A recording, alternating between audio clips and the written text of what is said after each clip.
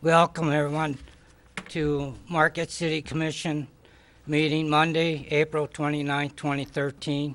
Meeting call to order at 7 p.m. Would you please join my fellow commissioners and I in the Pledge of Allegiance to the flag? I pledge allegiance to the flag of the United States of America and to the republic for which it stands, one nation, under God, indivisible, with liberty and justice for all. Thank you, everyone. City Clerk, could we do roll call, please? Yes, Your Honor. Commissioner Kimbenzi. Here. Commissioner Quine. Here. Commissioner Ryan. Here. Commissioner Snyder. Here.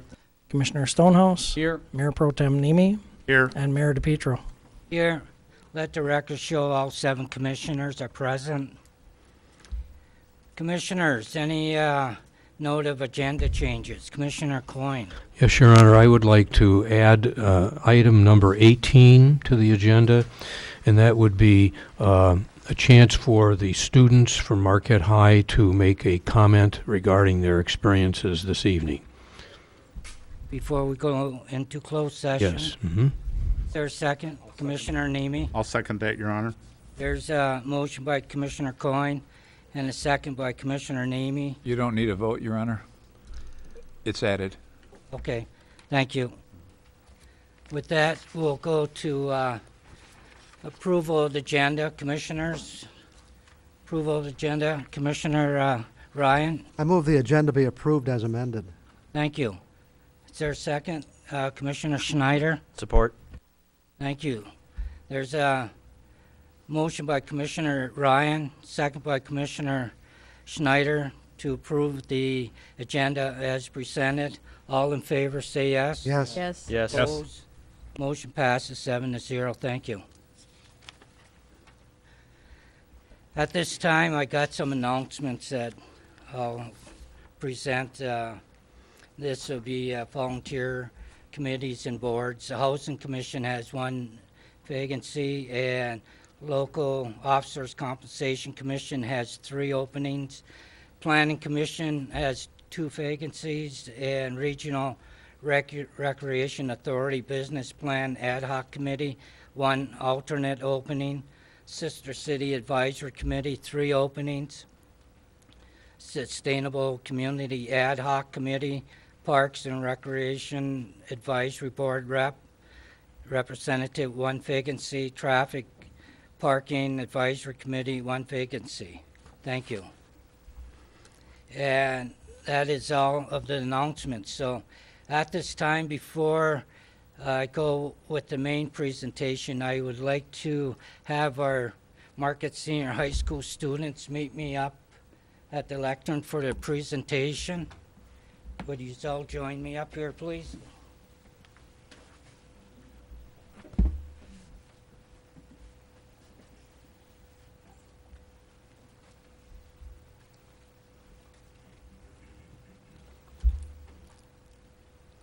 Caitlin, Carey, come on over here. You have to get in front of the camera, so everybody come on over here. Line up over here. So look on the screen, make sure that they'll be able to see you. City Clerk, can you zoom in on us over here? Okay, here, come on over here a little bit, girls. Come on, okay. And one of the things the City Commission wanted was to have the Marquette Senior High School Student Council Executive Board representatives come up and get a feel what it's like to be a city commission for the day. So, Caitlin, Carey, would you like to come on over to the microphone? I'm sorry. And then explain what class that you have here, and then please announce each one of their names. Okay. Come on up here, please. Okay. Yeah. We're part of the student council from Marquette Senior High. We have Riley Coombs, who's a freshman representative.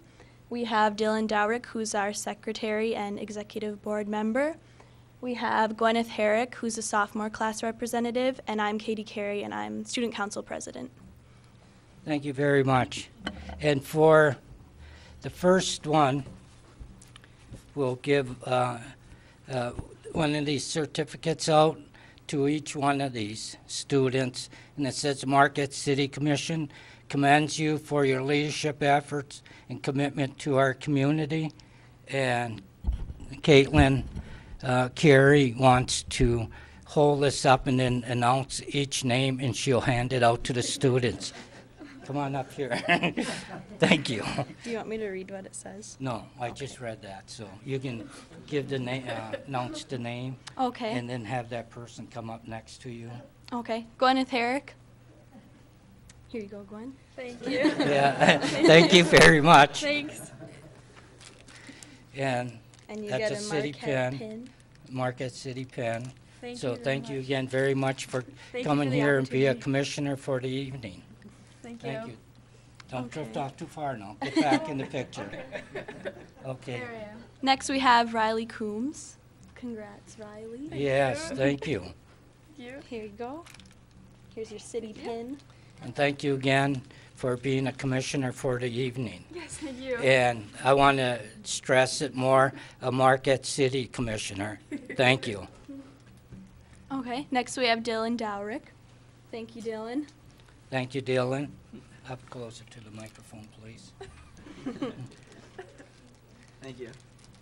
And thank you again for being a Marquette City Commissioner for the evening.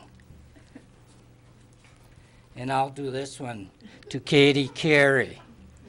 And again, this stresses from my fellow commissioners and I, and the city manager, Bill Vita.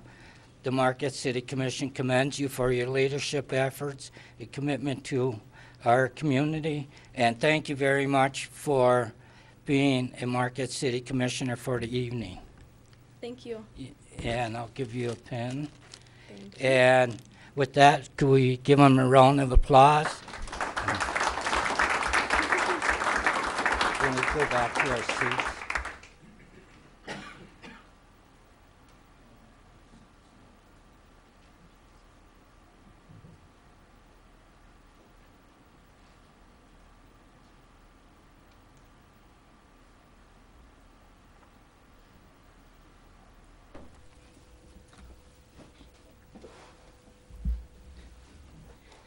And with that, we'll move forward to number one, presentation, Marquette General Health Systems Journey, 6 months shaping the future by President and Chief Executive Officer Gary Muller.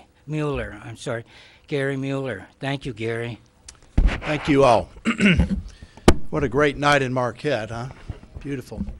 So first I want to thank commissioners and the city manager, Bill, for giving me some time to update you all on the progress of something very significant to our community in the future. Marquette General Hospital and Health Systems, the largest employer, not just in Marquette, but in the entire Upper Peninsula. And the healthcare industry is also the major sector of employment in not only the state of Michigan, but in the Upper Peninsula. So it's a real significant part of growth and development. It's a big part of government, and we want to support everything that's going on here because it's so really good. Let me also thank you all for taking your time to volunteer for our community, and I think what these young people will see is that it's nothing that's easy, but it's also very, very significant. So thank you all for taking your time to do that.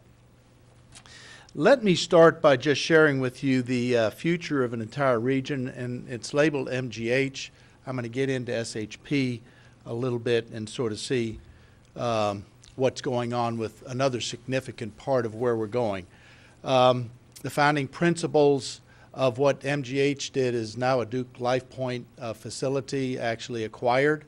As you all know, the Duke dedication to quality and service I would put on par with any major healthcare system in the world. I visited there many times. They've come here many times, and I think you'll see how good they are. The LifePoint part is a major, it's one of the top 5 investor-owned companies for healthcare in the country, and we are the biggest part of the LifePoint family. There's 57 hospitals in LifePoint. Marquette General actually is the largest of any. It's a rural healthcare company with major resources, not just capital, but also human resources, information technology, human resources, purchasing, other things that will help us.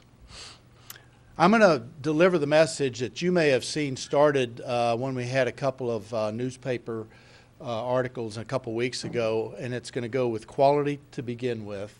That's why we're here. Second, on physicians. Third is on the financial part, and the fourth is on the facility, which I think is where a lot of people are very interested in where we're going. So this is where we are with quality. The MGH Advisory Board is a local board. We did not give up local control in terms of the citizens. We do have one Duke physician on the MGH Advisory Board. He attends every quality committee, every board advisory committee, and contributes heavily. The other 11 are our local citizens in Marquette and in the UP.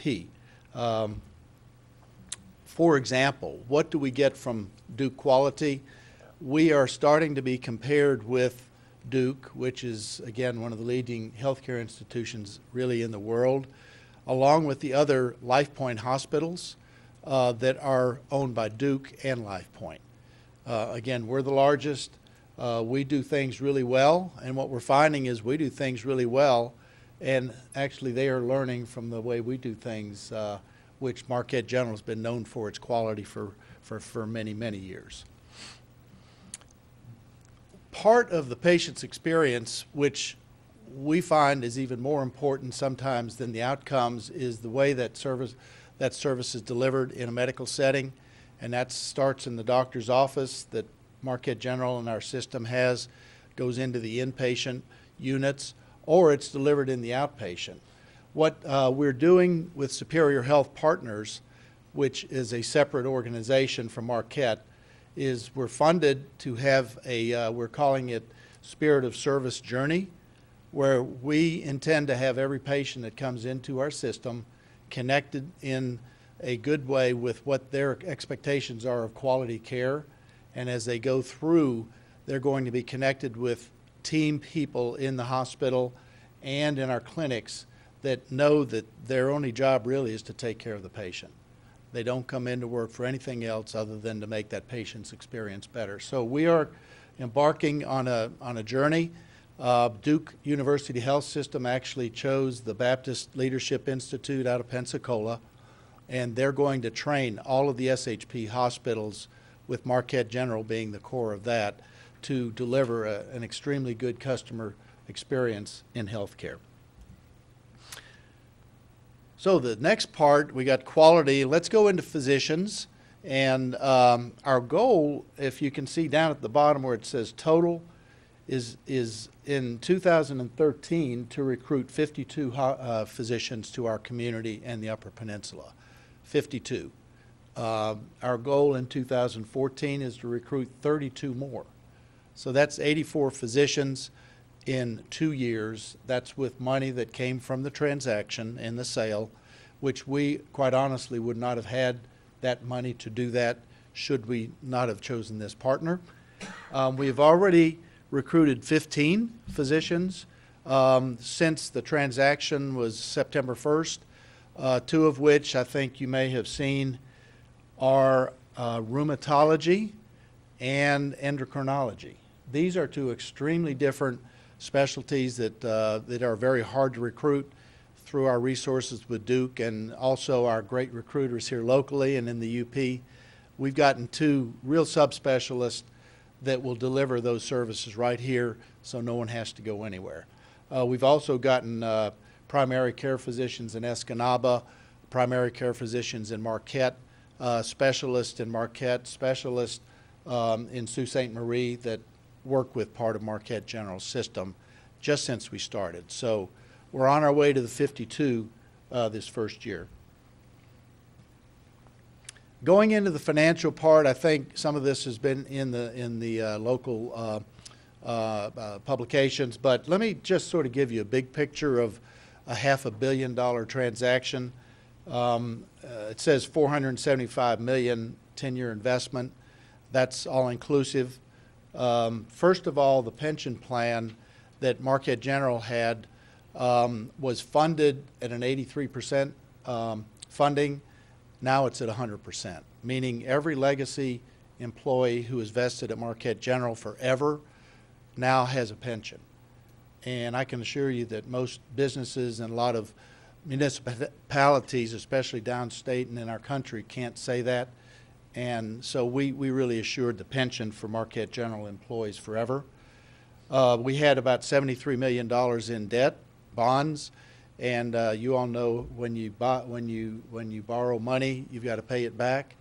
So we do not have to pay it back because that $73 million came out of the transaction, and that's all paid for, no debt. The Superior Health Foundation was given a check for $23 million. Actually, $15 million, and then $8 million is in reserve. They're investing it wisely. They're building a corpus through a separate foundation now, not part of Marquette General or any health organization, but that's a community foundation only for health care, and it's got a lot of money developing that's going to go back into our community for health care needs. They're doing a great job, and it is only due to this transaction. Again, we would have never had $23 million from the hospital to write a check to do that. So I think you're going to see a lot of good things from that in the future. The rest of the money I'm going to go into for the facility part, and I think that's what I'd like to take just a little bit more time on and let you know how exciting that's going to be as we go. I will mention the regional economic as well as the tax impact. I think most of us know that when you're investor-owned, you actually pay taxes. I have had no pushback from contributing what's going to be several $1 million to our local tax base every year. I think that's what we really need to find is how that's going to come in, and it's already started, and how much that's going to be, and that's forever. Since we were a nonprofit before, we paid no taxes. Now we pay a lot of taxes. So you all, again, in your planning, I know we're going to use that wisely. Part of my reason for calling Bill and trying to get on the agenda is to tell you we're here to help plan jointly with you. As conference centers develop, we're going to be bringing people here for destination conferences. As roads are being built, we're going to be having people come driving in. As airplanes need to come more to Marquette, we're going to be having a lot of people, actually we already have had a lot of people come in and help support all the infrastructure that our community really needs.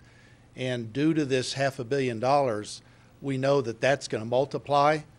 And as you all in the county and others plan, we want y'all to know that we're there, and we're going to be planning with you as far as the health care goes. Okay, the last part sort of is a facility, and I think some questions I've gotten so far is, gee whiz, you did this back a year ago. It was actually 7.5 months, but who's counting? You know, when do we start seeing something? Well, I'm going to give you a little bit of information on the right way to spend $500 million, we think, and this might help people understand what we're doing. Preliminary planning really began in January of this year, which was, 4 months ago. They've done major assessments of mechanical and HVAC, which builders know you got to have all that infrastructure set up the correct way. IT enhancements are a huge part of any healthcare business, and we're actually planning what information technology is needed to connect patients with doctors, with the hospital, with the community. And all that planning has gone on so far. We intend to have roughly $4.5 million of routine maintenance and facility interior upgrades at Marquette General, starting, we believe, in May. So you're going to start seeing some wallpaper, carpet, ceiling tiles, handrails in areas that are heavy patient areas that will be very noticeable when people come in. Now, it'll all be tied into our master plan for design so we don't rip it out when we start doing big stuff. Preliminary design actually began in the spring. We've had major design with major groups at the hospital thus far. We're going to go to final design for bids late summer, early fall. Now, before then, we have major focus groups that we're going to bring in, which will start off with patients. What we found is that some of us don't know as much as what the patient does when you start designing a new patient room. What do the patients want to do in that room? And I'll tell you, when we get into that, it's going to be really interesting. We're intending to build a green building, a patient-focused building, a new building of many kinds, and we're going to take some major time getting involved with that, as well as getting our staff, physicians, and others involved. So we intend to go to bid in the fall. We intend to use, and we will use, local trades in the UP. That's what we did in Escanaba with our big clinic building we opened last year, and we intend to do that here. So we intend to begin having cranes, which is when people will really say, well, that something's going on, fall of this year, which is probably less than a year from when we started when we closed the transaction. So that's fairly deliberate and fast for spending a whole lot of money. What are these? This is just an example of 18 point something million, I can't even read it, 18.8 million spent so far in 2013 in just getting ready to spend $300 million over 10 years. So that's an average of $30 million each year at MGH for 10 years. So we're going to be spending a lot of money for a long time to do it. First of all, our facelift, carpet paint, I call it painting and fixing, is the $4.5 million. We actually have 42,000 square feet under the emergency room at Marquette General right now, which will be our new ambulatory surgery center. 70% of surgery now is done outpatient. We are designing that for the future so we can accommodate the big outpatient surge and surgery and make that appealing to people for them to come and have a great experience. I'm going to save the next one until sort of the end. The 4-story addition to the West Building. West Building is basically the emergency department, new lab. We intend to go above that with Women and Children's Center. Again, a whole new area for women, delivering women's health needs, and then the neonatal ICU, which is the only one around, and do that, and then add private rooms on top of that in a new patient tower. 1981 tower will be renovated. That will be the North Building, we call it. And we're intending to put a heart center, everything cardiac related, go into one area there, along with what we have now with some areas that will be translated to other parts of the building because we want to focus on the heart center in that building. The 1984 building is the cancer center. It's the radiation area down at the bottom. And then up above, we're going to bring physicians, chemotherapy, tumor research, cancer research, and all cancer-related services in one building. So a patient goes in there, see their physician, and then navigate really nicely to go into any type of cancer service. The one I saved is the third medical office building. We found in surveys with physicians as well as patients that patients want to be in a building that's connected with the hospital, that they can come in and have, and I'll use the word, a Mayo experience, M-A-Y-O, where you come in and you get registered and then you have your next appointment scheduled, then you go to your next appointment, go to your next, and then you go home. It's not a 2-week wait. It's not a, come back when we have time. It's come in as a patient-focused experience again. So there will be a large medical office building new on our campus with parking. All parking will be there and available, probably free, which is not a bad price. But it will allow us to have that patient experience right here in Marquette that people do tend to go away if they can't get that right here at home. A lot more details. This is $300 million. So again, that $300 million is twice what our board came up with as our master plan when I got here 5.5 years ago.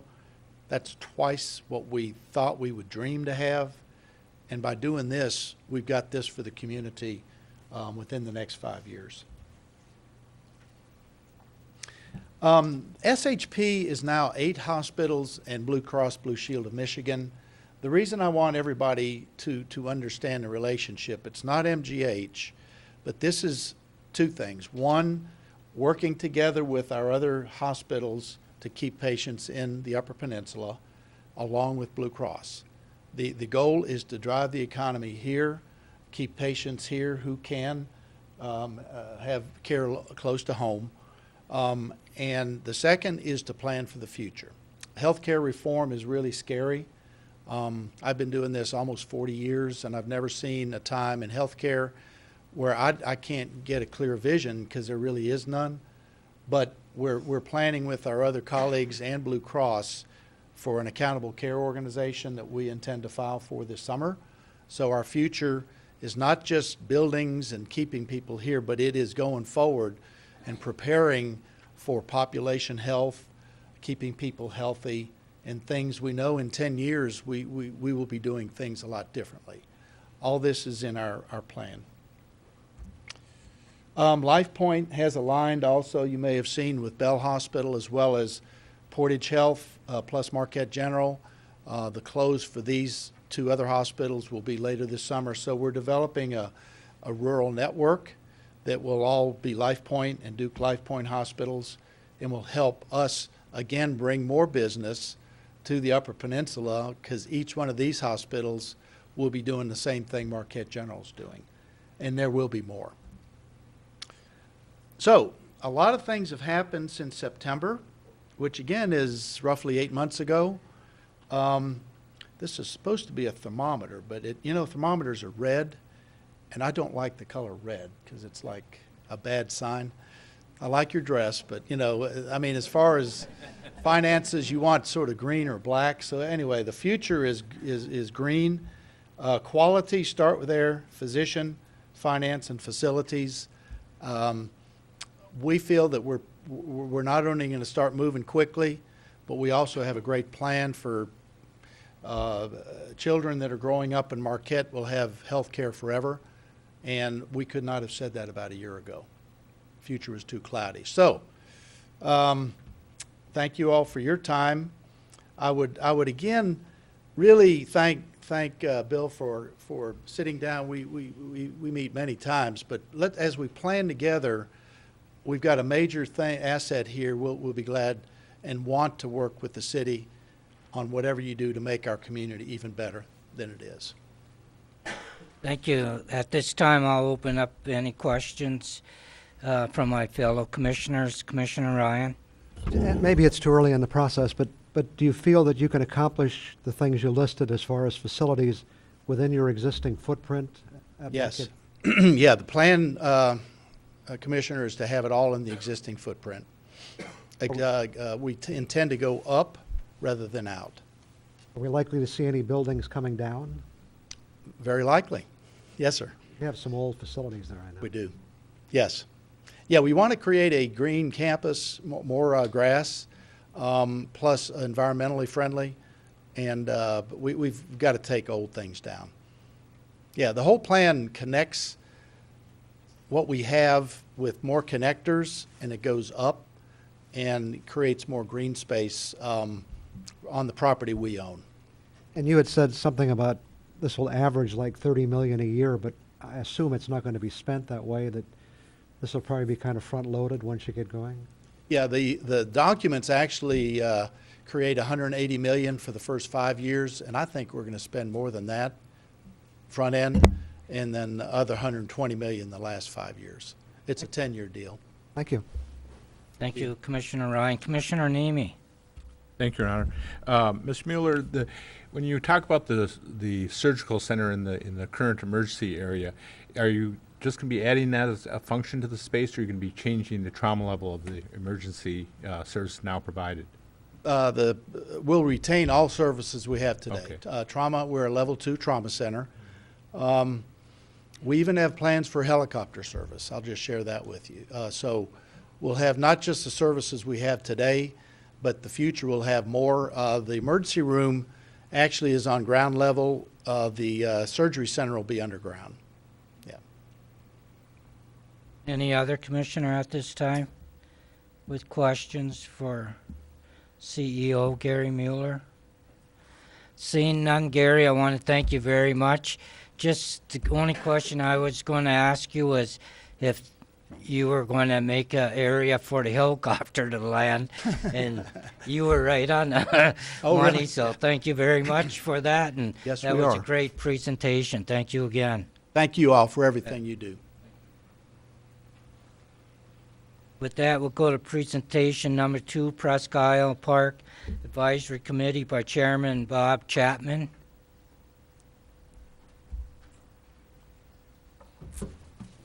Thank you, Your Honor. I'm going to see if I Mr. Chapman, did you want any support personnel up there with you at this time? I think not, but Okay. if I really crash, then they can come up. Okay. Thank you. You have the floor. Okay, now I have to figure out how to get this computer going.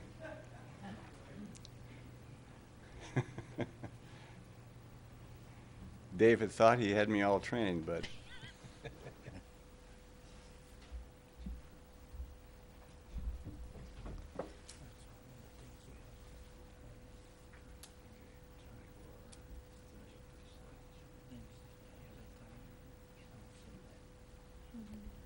got it. Thank you, Dave. Whatever. I need to say at the outset that Presque Isle Park does not have a $300 million budget. As a matter of fact, we have no budget at all, but I believe we do have a larger footprint than the hospital. We have about a 323-acre footprint, I believe it is. I'm here to give you a brief report on the Presque Isle Park Advisory Committee's activities for the last 12 months.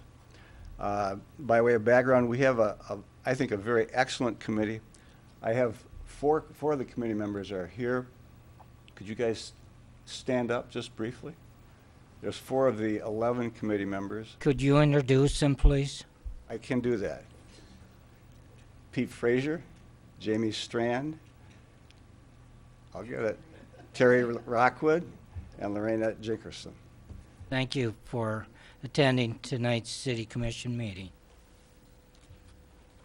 These folks and the rest of the committee are very good. I'm really lucky to have people like this to work with. They are all focused. They all have one agenda, and that's Presque Isle Park, and it makes our job a lot easier.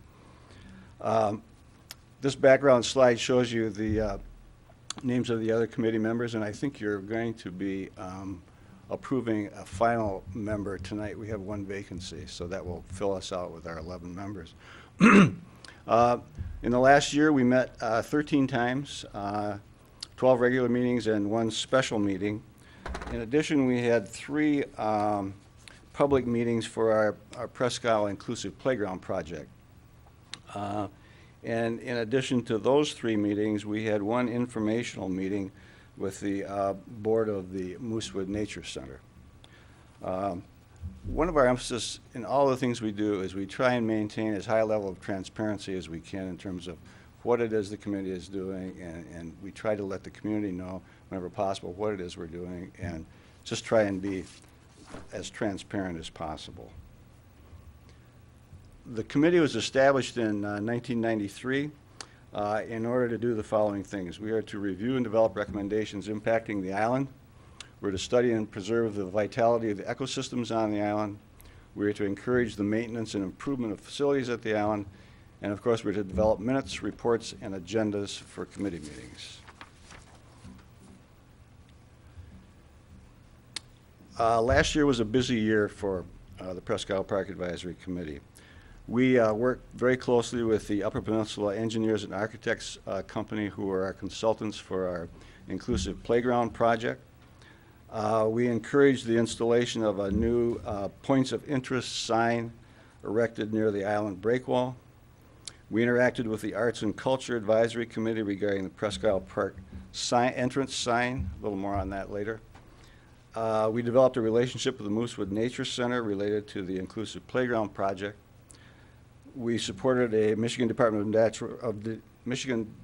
Natural Resources Trust Fund grant application for a permanent restroom facilities at the park, which will be accessible. We recommended resources to the city for dealing with some erosion problems at the park. Members attended a Michigan Department of Natural Resources grant workshop in Municipal. We participated in the city's waterfront usage public meeting. And while we didn't write any articles, Presque Park was featured in the New York Times and in the Smithsonian Magazine, which gave us a little free publicity on a national level.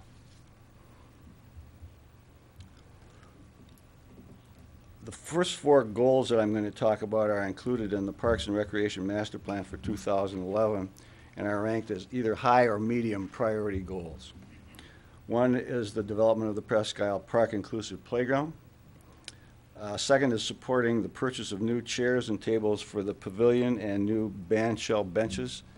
The furniture in the pavilion right now is such that you don't want to sit on the chairs for very long, and you wonder if the tables are going to stay up. So we really need to do something about that. And the band shell benches are also very old. We're also supporting the replacement of the Presque Isle Park entrance sign. If memory serves me correctly, there has been no entrance sign for Presque Isle Park for the last 2 and perhaps 3 years. And the committee has been concerned about that because visitors to our park don't know when they're there without appropriate signage. I know the city's working on this, and I think you're going to be hearing about progress in another month or so. We hope to have signage up before the beginning of this season. We're supporting the construction of new accessible restrooms at the band shell. We continue to identify graffiti on the island for removal. The city's very good about getting right on that. When we discover there's been graffiti applied, usually it's on some of the rock surfaces on the island, and the city, in our experience, gets right on it, either covers it up or removes the graffiti. But that's kind of an annoying new problem. We're continuing to encourage park trail maintenance. For those of you familiar with the island, we have an interior and a shoreline trail system there that gets fairly heavy use in the summertime, and requires maintenance in terms of keeping those trails cleared for hikers. Finally, we're continuing to develop relationships with other city committees, including the Arts and Culture Committee, the Parks and Recreation Advisory Board, plus some nonprofit organizations such as the Moosewood Nature Center and the Marquette Garden Beautification and Preservation Committee. And of course, we're also concerned with continuing to develop appropriate relationships with the general public. Opportunities for this year. The development of the inclusive playground is a major opportunity, we think, to add to the effectiveness of Presque Isle Park for citizens and visitors.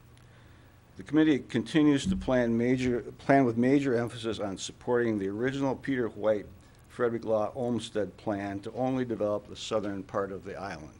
I want to be clear on that. In addition, the committee clearly understands that no fundraising will be done before we receive specific approval and guidelines from the city to do so. Public meetings that we had regarding the playground development have shown, I think, very strong support for that project, and we're pretty excited about it.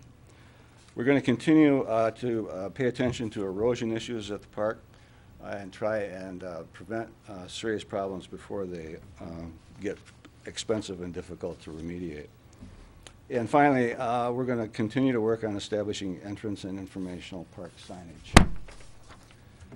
I have just a few pictures here of some of the problems that I've talked about. This is a shot of some of the erosion by the Black Rocks. As you can see, it's gotten to the point where if we have heavy rains, it's going to get much worse, and I think there are some safety issues. So we've identified some resources that we're referring to the city to have a look at remediating these problems when the snow is gone. This is a new sign that was put up, I think, this winter, which is an aerial photo of the island that shows points of interest at the island. This sign is located out by the breakwall and gives visitors who have not been to the island and are not familiar with it a good overview of what's available and what can be seen at the island. We're hopeful of having a similar sign put up somewhere around the pavilion so that people who are over at the pavilion side of the island will have access to that same information. And finally, this is just a schematic of the tentative plan for our inclusive playground, which we hope we will be able to locate between the Moosewood Nature Center and the island store. That concludes my report, and I'd be happy to respond to any questions anyone might have. Thank you very much. At this time, I'll turn the discussion over to my fellow commissioners. Your Honor, Commissioner Ryan? I just think it's worth mentioning that we actually have the playground coming up on our agenda later in the meeting, so rather than spending a lot of time now, it's no use doing it twice, but it's obviously a subject that you've put a lot of time into and there's a lot of interest in. And I'm just, you know, very pleased with the commitment of your committee. It seems well, we have many very committed committees, but this one is certainly dedicated to a very unique part of Marquette, and I think I'm sure we all appreciate the time and effort that goes into it. I just want to say. Thank you. It's easy to be committed to a nice park like Presque, and as I said earlier, we have a really good bunch of people on this committee. And any other commissioner at this time? Seeing none, thank you very much. Excellent presentation. Thank you. At this time, we'll go number 3, presentation for the Arabesque tent by Rowena Jones. Yeah, okay. Thank you, ma'am.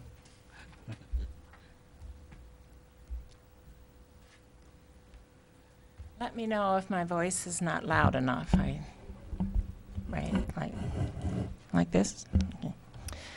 Well, the Mining Journal, if you've had a chance to look at it tonight, has kind of beat me to the spot with pictures of Saturday at Presque. I think all the town was rejoicing in the absence of snow and ice, and Presque and Matson Park was a wonderful example of activity and enjoyment.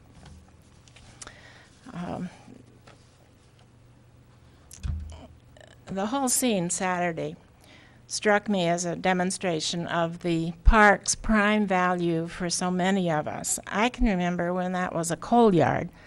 Anyone go back that far? And really, we appreciate all who have created and maintained it to what it is now.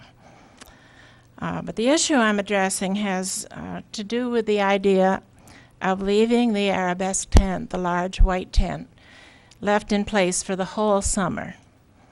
There are special occasions that have been welcomed, certainly Art on the Rocks and food fests and some music events. But many of us feel that leaving it up for the entire season without a break is too much, even though we're aware that more rentals would help to defray the initial costs of that tent. Just visualize, if you will, the west end of the park, not simply as it appears to those of us who pay higher taxes to live near it, but to all residents and guests approaching from the south or coming down Washington Street from the west. The back of the large tent taking up considerable space, especially when adorned with benches and a row of blue porta potties, does not enhance an otherwise beautiful and natural setting. Consider also that over time, the tent withers the grass and the soil behind it reflects where cars and trucks have driven in. The whole area detracts from the landscape. As to expense, Still further maintenance is needed by the city crew, including what the tent itself requires in the event of thunderstorms or high winds. Additional police patrols definitely are called for, as a large covered enclosure in a public park appears to invite vandalism and overnight visitors. In short, the open space of Matson Park is a treasure that both residents and tourists deeply appreciate, and of which they're already making very active use. Perhaps an advisory committee like that for Presque might be called for in the future, though all we're asking now is just that the park be kept green and natural within what many of us consider reasonable limits, namely breaks between the rentals of the Arabesque tent. Thank you very much for giving me a chance to speak. Thank you, ma'am. With that, we'll move to number 4, proclamation, Silver Star Banner Day, May 1st, 2013, City Clerk. Yes, Your Honor, thank you. Whereas the city of Marquette has always honored the sacrifice of the men and women in the armed forces, and whereas the Silver Star Families of America was formed to make sure we remember the blood sacrifice of our wounded and ill by designing and manufacturing a Silver Star banner and flag, and whereas to date the Silver Star Families of America has freely given thousands of Silver Star banners to the wounded and their families, and whereas the members of the Silver Star Families of America have worked tirelessly to provide the wounded of this city and country with Silver Star banners, flags, and care packages, and whereas the Silver Star Families of America's sole mission is that every time someone sees a Silver Star banner in a window or a Silver Star flag flying, the people remember the sacrifice for this city, state, and nation. And whereas the people and the mayor of the city of Marquette wish that the sacrifice of so many in our armed forces never be forgotten, now therefore, I, Johnny DePietro, mayor of the city of Marquette, do hereby proclaim May 1st, 2013 as Silver Star Banner Day in the city of Marquette. We appreciate the Silver Star Families of America and honor their commitment to our wounded armed forces members. I hereby declare May 1st as Silver Star Banner Day, the permanent and official day to honor the wounded and ill soldiers of the city of Marquette. In testimony whereof, I hereunto set my hand to and cause to be affixed the Great Seal of the city of Marquette in the state of Michigan this 29th day of April 2013, and signed Mayor Johnny DePietro. Thank you very much for that. We'll go to proclamation number 5, Public Service Recognition Week, May 5th through 11th, 2013, City Clerk. Yes, Your Honor, thank you.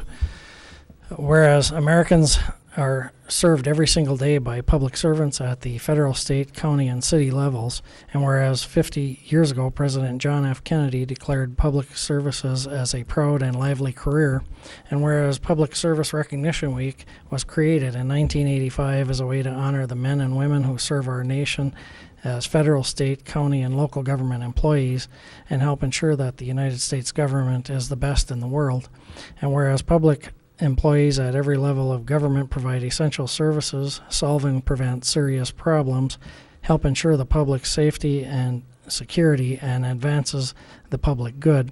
And whereas public employees take not only jobs but oaths and strive each day to serve with efficiency and integrity, and whereas the many public servants, including police officers, firefighters, and others, risk their lives each day in service of the people of the city of Marquette.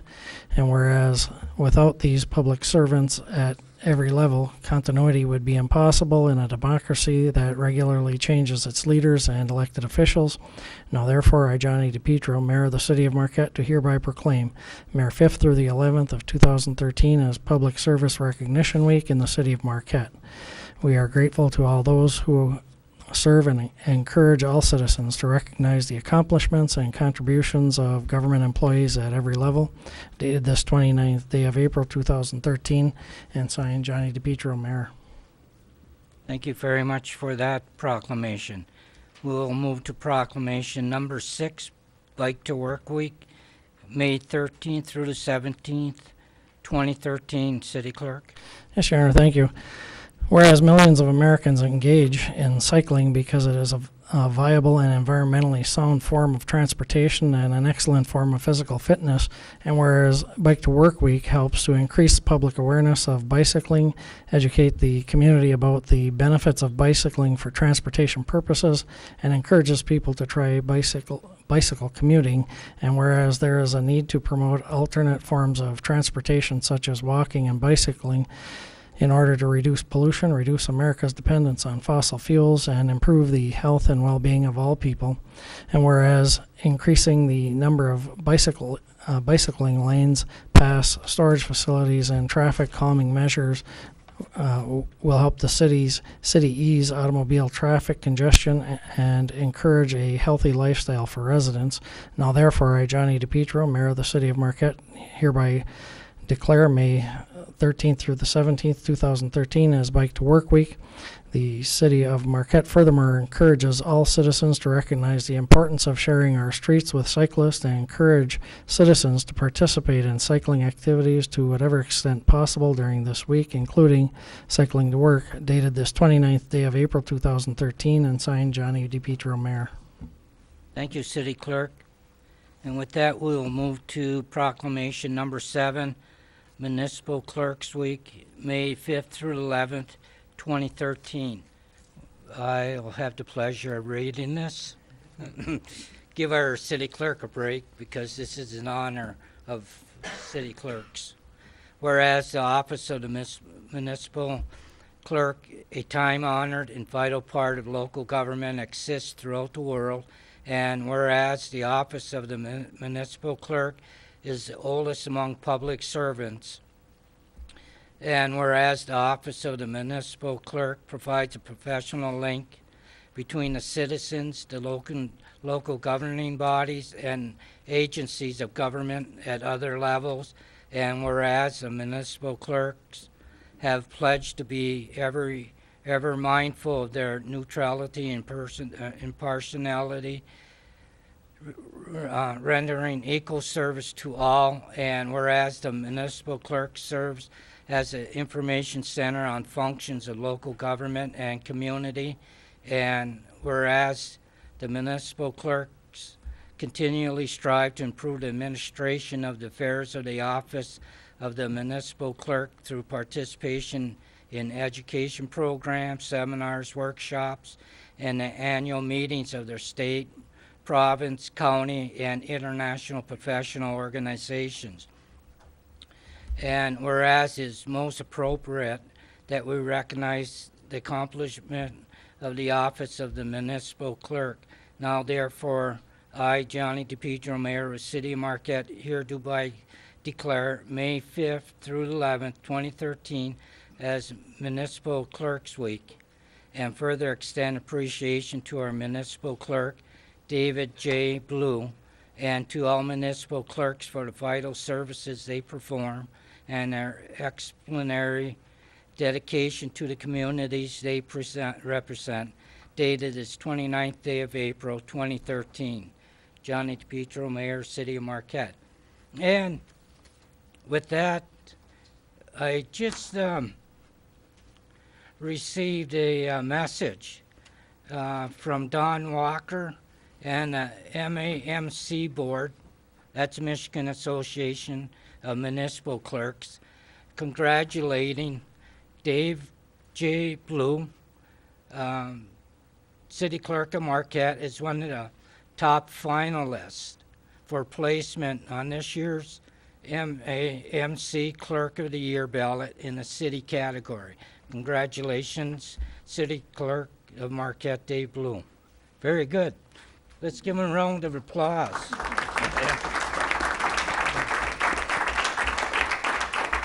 Good job. Good Thank you, job. Your Honor. Thank you. Is Erica Hefke here yet? Okay.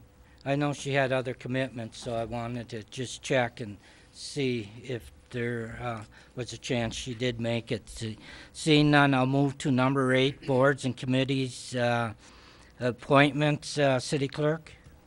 Yes, Your Honor, we have one appointment, Terry Szczepanski to the Presque Parks Advisory Committee for a term ending April 1st, 2015. Okay, thank you. Commissioners, Commissioner Ryan. I move we appoint Terry Szczepanski to the Presque Isle Park Advisory Committee for a term ending April 1st, 2015. Thank you. Second, okay, support by Commissioner Coyne.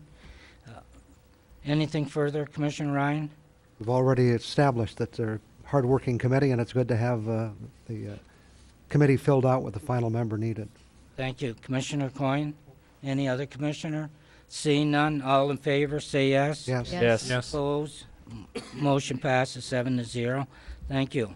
Reappointments, City Clerk? Yes, Your Honor, we have Martha Fotopulos to the Election Board for a term ending April 11th, 2017. Thank you. Commissioners? Commissioner Nemi? Thank you, Your Honor. I move that we appoint Martha Fotopulos, reappoint her to the Elections Board for a term ending April 11th, 2017. Thank you. Second? Commissioner Schneider? Support. Thank you. Commissioner Nemi, anything further? I'd just like to thank Ms. Fotopulos for being willing to volunteer for a second term in service to her city. Thank you, Commissioner Schneider. Nothing further. Thank you very much. Any other commissioner? Seeing none, I'll ask the question. All in favor, say yes. Yes. Yes. Opposed? Motion passes 7-0. At this time, I'll open this portion to public comment. Comments may not exceed 3 minutes per person. Citizens may reserve time to speak on agenda items. This may result in the item being moved up on agenda at the mayor's discretion. Please state your name and physical address, please. Anyone wishing to address the city commission at this time?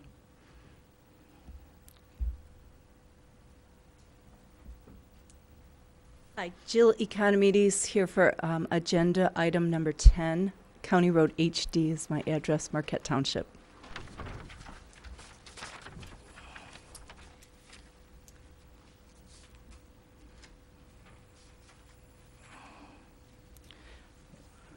Could I have your name one more time, please? Jill Economides. Oh, okay. Gotcha.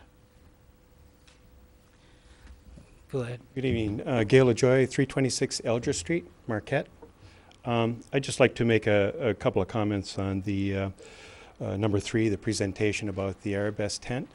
And I just want to say that I actually support the sentiments of Ms. Jones, and that she's concerned that having the tent up all summer long is a problem, and I agree with her. I think as the one of the principals who wrote the grant for the tent, I'd like to make myself available to you for any questions about the original intent of the tent. And it was exactly that, is that it was a portable structure that could be taken up and taken down. Our main concern, or one of mine as a citizen of Marquette, and liking the free and open space of the park, was to be able to have a structure that we could improve concerts, bring up production values, get better talent in here. And by having a permanent structure, that would have done the same thing. But I was always concerned that we'd eat up a lot of that real estate. And it was one of those reasons why we wrote the grant to begin with, to bring in the tent to put it up and down. And there's a lot of reasons for not keeping it up all summer. There's not very many good reasons for keeping it up. So I agree with her, and I think that coming together with another committee to look at ways that we can utilize the tent, and I have lots of ideas on that. I'd be willing to serve on that if you'd like. But you know, I'm also the coordinator and project and production manager for Harborfest, and we have a lot of exciting things that are coming up. And a lot of our plans really are focused on using that tent. That is really the anchor of our festival, and we continue to expand. There's been a commitment by Marquette West Rotary to that tent, and it was an original commitment, and they made a 5-year commitment to it, and they've stuck by that. So I've been working with them to make sure that the tent is here, that we use it in a wise manner. And it was never our intent to keep it up all summer long. However, you know, there are costs to this tent and putting it up and taking it down. And I have a lot of ideas on how we can probably mitigate some of those costs. So there may be a period of time when that tent needs to go up to compensate for 2 festivals. I think this year we heard there may be a festival called the Uberfest, which is on August 10th, and there may be another festival, which is ours, on the 23rd and 24th. There's what I proposed last year, because I knew it was going to be up for a period of time, is that I said when we we had both sides up, so drop one side when that activity was over, and then drop the other side and take the back side off. Basically what you have is not an enclosed structure by 3/4, but you'd have an open structure and a canopy. Put a few tables underneath it if you want, and have a picnic. But also, by doing that, it could stay up for a couple of weeks without being very obtrusive. It could be a benefit to the park as a canopy and a shelter. And you could be able to mow it, you'll be able to water it, and the sun will be able to keep the grass alive. And I've made other proposals to the city about better siting of the tent and what we can do to make that a more efficient production of putting it up and taking it down. And I proposed those last year, and I'd be willing to redo those and give them to the city commission or to Bill, who can share them with you. I'm a little dry here today. But anyway, so I support that idea, and there's lots of things we can talk about in order to make that a successful project for not only the festivals that are using it and counting on it for growth in the community, but also for the people who want to utilize the park and not see an obstruction up there for the whole summer. There's you invite vandalism when something's there all the time, so we don't want to keep it there all the time, because with familiarity. 30 seconds. With familiarity, no. But I just want to say I'm here if you have any questions. I'll sit down. I know there's some other issues coming up, but I agree with the sentiments, and I'm willing to work on compromises that I think are viable. Thank you very much, sir. Thank you. You bet. Anyone else wishing to address the commission at this time?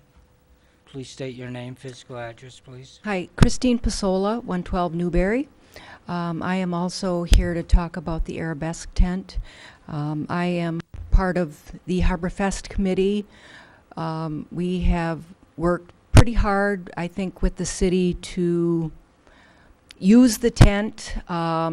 We entered into a contract where we would have a graduated pay scale. It was like 900, 1,200, 1,800, and we said, okay, that's good. We'll sign that contract. And then last year it went to 300. Out of the goodness of whose ever budget or whoever decided, it was great for us.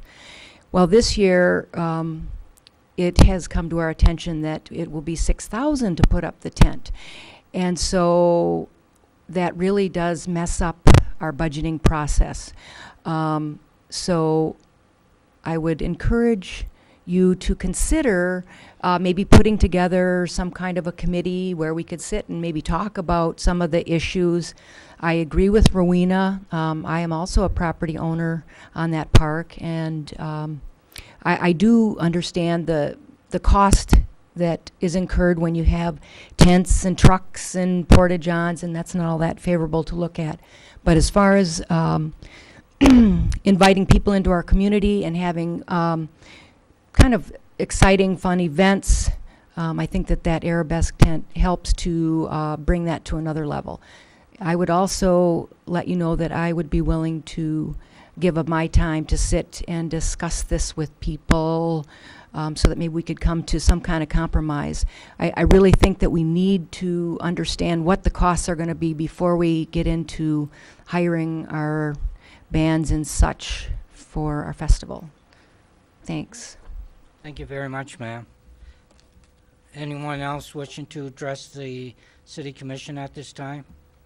Anyone else wishing to address the commission at this time?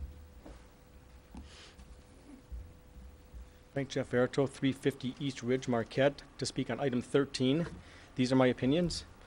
April 8th, Mr. Ryan had Hartwood added to the agenda for the third known time.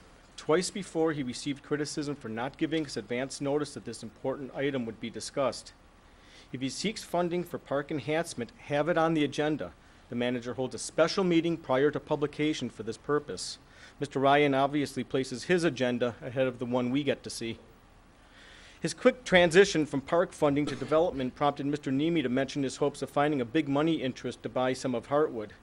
Neither dared mention a March 29, 2005 article that read, about 350 acres may be sold and developed according to the city's March 17, 2005 press release. A December 14, 2006 article states the entire 2,400 acres may be designated for public use. That is before you loaded your ad hoc committee to increase the developable acres. Exploitive people favor short-term greedy gains to few, to the sacrifice of greater long-term benefits for the majority. That is, enjoyment for the generations in terms of recreation and financial gain.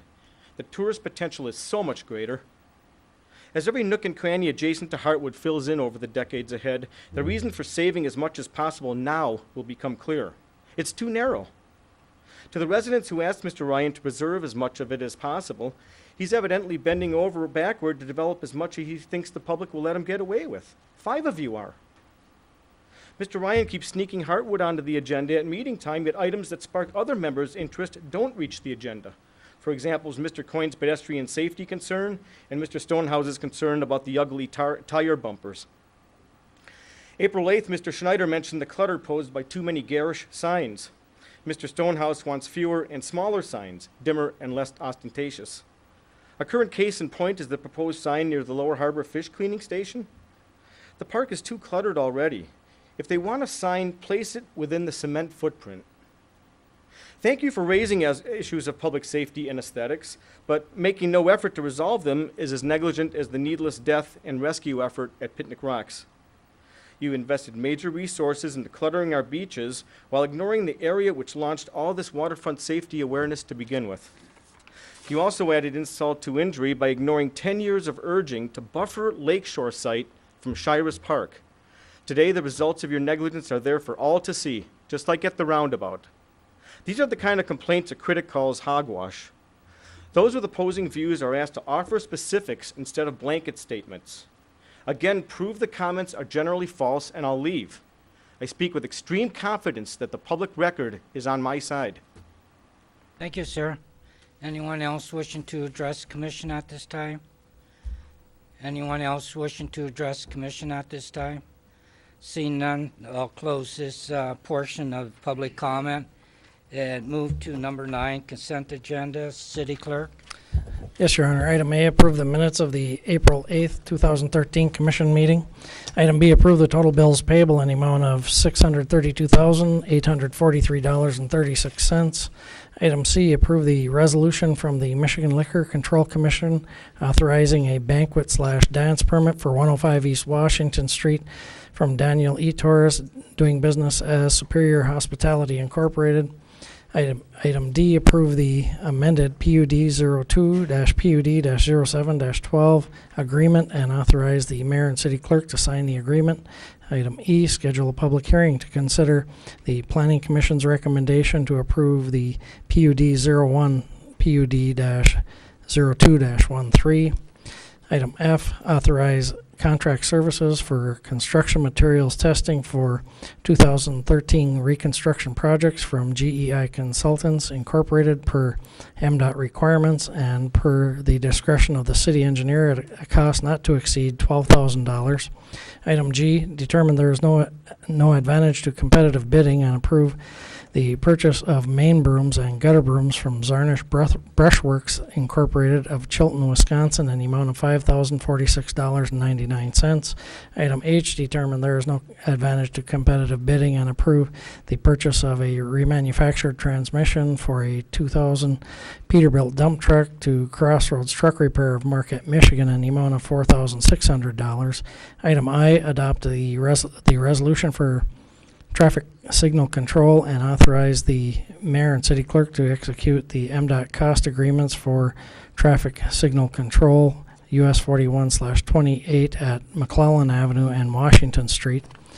Item J, award a contract for chemical treatment of tree roots in the sanitary sewer system to Duke's Root Control Incorporated in the amount of $21,197.34 at unit prices bid.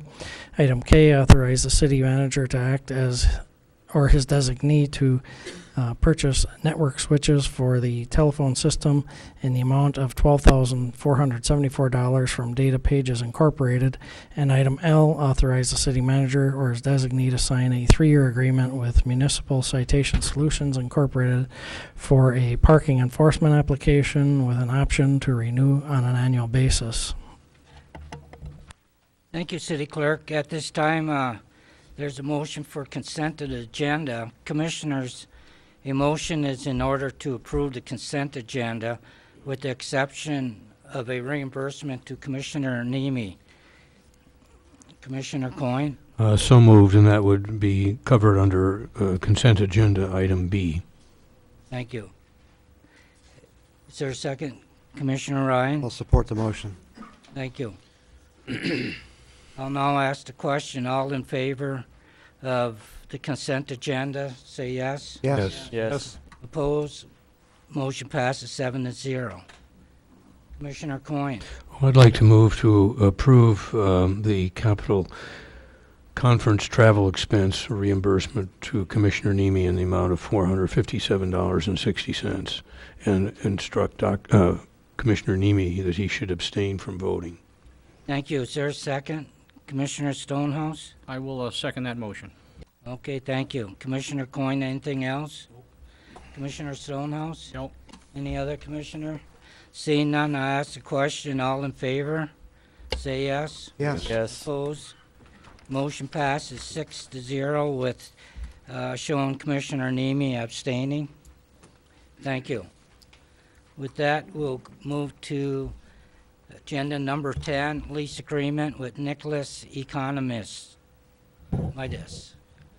You'll say it correct when you get up here. But just a second, while the city clerk reads the public Yes, Your Honor. lease This, agreement. Yep, the background, at its April 25th, 2011 meeting, the City Commission approved a lease agreement for a boat slip, which lease included naming the Coaster 2 as the City of Marquette official flagship in lieu of monetary rent. The agreement required the lessee to provide the city and or its residents any combination of goods, services, and funds in the amount in an amount not less than $2,706 per year, which amount had been deemed to be fair market rental value of the slip rental for that year. The agreement was renewed on April 9th, 2012. Recently, staff met with the owner of the vessel to discuss updating and extending the lease agreement. The proposed lease, which was introduced at the April 15th, 2013 City Commission meeting, is essentially the same as the previous lease with the following substantive changes. 1, the term of the lease has changed from 6 months to 36 months beginning May 1st, 2013 through April 30th, 2016. 2, the fair market value of the boat slip rental is determined to be the sum of $6,080 for each 12-month period of the lease.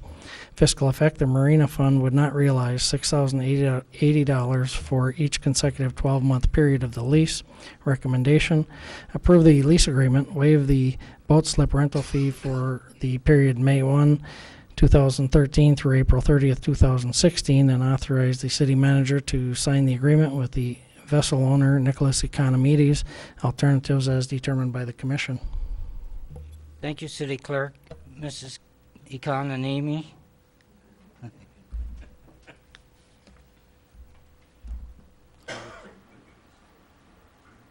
Over here, please.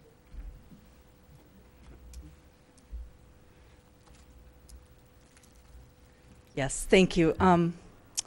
First of all, thank you, Mayor, and thank you, Commissioners, for your support. Could you state your name oh, and physical address? Jill Economides, County Road HD, Marquette Township.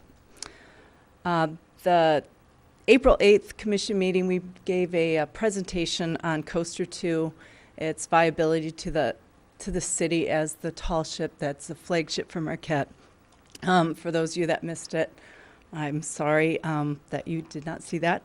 One thing I guess we do want to make a note of is the fact that the rate change from the first year that we docked, being changed from 1,200 at that point, and now it's all the way up to 6,080. I guess we just want to put for the record that we don't agree that's a fair value, but we do hope that for some stability we can have a 3-year commitment, because it's very difficult as a business owner to have to fluctuate your rates, you know, what you're going to be paying out if that rate's not stable. So we hope that you will support this 3-year commitment, and we look forward to serving as we have in the past as your flagship. Thank you. Yep. Commissioners, Commissioner Ryan. I'd like to move we approve the lease agreement, waive the most rental fee for the period May 1st, 2013 through April 30th, 2016, and authorize the city manager to sign the agreement and vessel owner Nicholas Economides. Is there a second? Commissioner Stonehouse? I will second that motion. Thank you. Commissioner Ryan? I know not everyone was supportive of this last time, although I believe the majority was. This is something we established a couple of years ago, and I think it's worked really well for the city of Marquette. You know, we are a Great Lakes city, and not many Great Lakes cities. Not many Great Lakes cities have their own flagship, and I think we do, and I think it's worthwhile. I think they provide some valuable services for our city and representing the city of Marquette around the Great Lakes, and I think it has some real benefit. I also really question how we came up with $6,000. You know, as Mrs. Economides pointed out, you know, it was originally $1,200. Last year it was $2,700, and now just kind of out of the air, we come up with $6,000. I don't know. Are all the slip rental fees tripling, you know, or doubling? I'm not sure how we do these things. Secondly, we say that there's the assumption that we're going to lose that rental fee. Well, that's, you know, who's going to pay $6,000 to park there at that dock? I mean, maybe there will be somebody, maybe not. But, I mean, that's a big assumption to say that we're losing that amount of money, because I frankly don't think we are. Thank you, Commissioner Ryan. Commissioner Stonehouse? I certainly support the motion for a lot of reasons, including many of those mentioned by Commissioner Ryan. We are a Great Lakes city, the opportunity to have our own tall ship, and I think that's really just a nice little thing to have, and it works out so well in so many different ways. And it's worth understanding, too, that the rates in marinas are in large measure approved and set by the Michigan Waterways Commission, and the city may raise the rates from that base level with the approval of the commission. However, we own Matson Park Wall. We can establish whatever rate structure there we so deem, or no rate structure. That's ours. So the number 6,000, I think, is perhaps a little bit specious on that basis. It's costing us nothing to have the boat there. It is income unrealized, but that is based on what we would choose to charge. So it's not like we're paying money from general fund out to do something. We're not. It's just money that we're not realizing to the fund based on whatever level we choose to make that money. So I indeed do have some question on it. But again, that's a procedural thing. That's a technical thing. But on balance, it has been great for the city of Marquette, for the port of Marquette. And I strongly support the motion. Thank you. Thank you, Commissioner Stonehouse. Any other commissioner wishing to address this? Commissioner Convenzi? I guess I'd like to ask my fellow commissioners to consider a year-long lease for two reasons. One is that I feel like there's been a lot of rate changes recently. There's a lot of things coming at us. I don't know how that 6,000 came about. The second is that I've been questioned, you know, if any other business came to us and said, we'd like to operate and you're not using this part, can we do that? Would you let me do that? And I didn't have an answer, and that made me stop and think about this a little bit more. I think it's great for the city. I agree with Commissioners Ryan and Stonehouse. There's nothing like it. It's an asset. I'm willing to go along with this if it's a year lease. I'm not if it's 3. I think we're locking ourselves into something before we can sit down and feel like we've ironed everything out and answered the community's questions. You know, another person asked me, what if there's 2 ships? What if there's other people that would want this designation that travel the Great Lakes? I couldn't answer that either. So I would just ask my commissioners if we could accept the motion under a year-long lease and not 3. That'd be my only objection. Commissioner Schneider?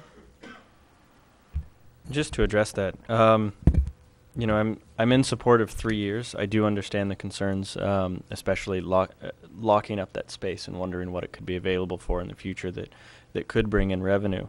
But we still have quite a bit of space there, and I feel that with the last few years that we've done the contract, it's been kind of a sample to see how things are going. I know the rate keeps going up fairly dramatically, but I feel like the last few contracts that we've had have been kind of a sample to see what the interest was, if there was anybody else interested in using it, how we work with them. I think that it's fair, after giving a few years of a sample lease to see how it works, that we move to a 3-year, just to give the business owner a little bit more stability in their pricing structure. Thank you, Commissioner Schneider. Any other commissioner? Commissioner Coyne? Yes, I have a question, 2 questions. I don't have any understanding where the $2,700 came from for 1 year, nor do I have any understanding where the $6,080 came from. And it was my impression that the City Commission during budget time established rates. If that's the case, that was done last year, but I would like some explanation of where those 2 numbers came from. And also, does the DNR boat Char pay $6,000 a year for mooring right in front of Mr. Economides? So could I have some answers from that, perhaps from the city manager? City manager? Thank you, Your Honor. The lake char does not pay. That's part of the agreement that we have with the DNR for hosting that vessel. But let me have Director Zuger speak to how the rates have been set for the last 3 years. Yeah, the rates come from the policy that the commission set for the bulkhead, and the seasonal rates is the comparable cinder pond rate for that length of vessel. And the other thing that is included with it is considered a commercial vessel, and commercial vessels by waterways is twice the actual rate in the cinder pond. That's the policy that we're following. And the other thing, with waterways, we are obligated to provide a complimentary slip for a DNR vessel, and that's why the lake char is actually at no cost. You got the floor. Could I follow up then? The rates, as you quoted, how they're determined, they changed that much from the first year this agreement was done to now? And you know, why is there $2,700 instead of $6,000? What's that? I think when it was originally looked at, it was looked at as a non-commercial vessel, and so that's what you see in that first contract. But really, it should be considered as a commercial vessel, and that's why we're putting it as a double rate, which is what Waterways requires us to charge for cinder pond rates. So we move that forward. So that's what you're seeing. If it were a non-commercial vessel, it would be half of that. Go ahead. You got the floor. Well, thank you for that explanation. I have to agree that if I owned a commercial sailboat, $6,000 to moor there for a season, we might as well say we just don't want any commercial business like that. I mean, to me, that's horrible. So do we have any leeway a la this contract that we're doing? City manager? Thank you, Commissioner. Yeah, we absolutely have full and complete leeway. What Director Zuger's referring to is really comparable. When we first started this, first off, the city completely controls the seawall. We've not accepted any money from the DNR. That is something that we have full and eminent control over. And so it's worth whatever the commission decides that it's worth. The first year, when the Economides came before us, there were no commercial vessels operating out of the harbor at that time. So there was no coaster, no tall ship, no Isle Royal, Queen, none of those things. And originally the commission looked at that not so much as something to provide more funding to the harbor or to the marinas, but as something that they wanted to see, not unlike the brownfield development, where they wanted to spur that kind of waterborne economic activity because we're a port city. The second year, it was determined by the waterways lease pricing, and it wasn't defined as a commercial vessel. Again, it was kind of a ballpark by the commission based upon prevailing rates that waterways were setting for other port cities. And so that's been the same methodology, but ultimately those are really just independent benchmarks, something that the commission can consider, and certainly not something written in stone. You got the floor, Commissioner. Yeah, I'd like to Coyne. just continue. The Isle Royal Queen, do they pay $6,000 a season? They have a graduated contract in which they will pay full market rate. I think they've got a 5-year contract, and I'll have to look into it, which, I mean, I don't have the contract in front of me, but it is a graduated rate scale. They'll pay full rate at some period within their contract. Okay, thank you. I just don't have it in front of me. Okay, thanks. I would like to speak to the motion then after all those questions. I recognize the economides are concerned about the $6,000, but they're really not paying $6,000 for 3 years. They're paying $2,700. Pardon me? Paying nothing. Okay, nothing. Okay, I'm sorry. If I were them, and I would not want a 1-year contract, because in 1 year we're going to have the same argument again. It'll be $6,000, and that stinks. So I'm going to support the motion, even though I think the point of doing it for a year would be reasonable. But I think as a business proposition, I don't think they could continue at $6,000 or $3,000. So I'm going to support the motion. Thank you, Commissioner Coyne. Commissioner Stonehouse. I go back again to this idea somehow that we're trying to work a comparable with a Cinder Pond Marina rate in a protected area with full services. That makes no sense. I don't believe the commission ever approved that. As I recall, way back when we first came up, I was sitting on Harbor Commission at the time with the idea of how we develop rate structures. We accepted that the rate structure for the wall would be the cheapest rate available in Presque Isle Marina, because of the relative lack of sophistication there and the degradation of the dock structure.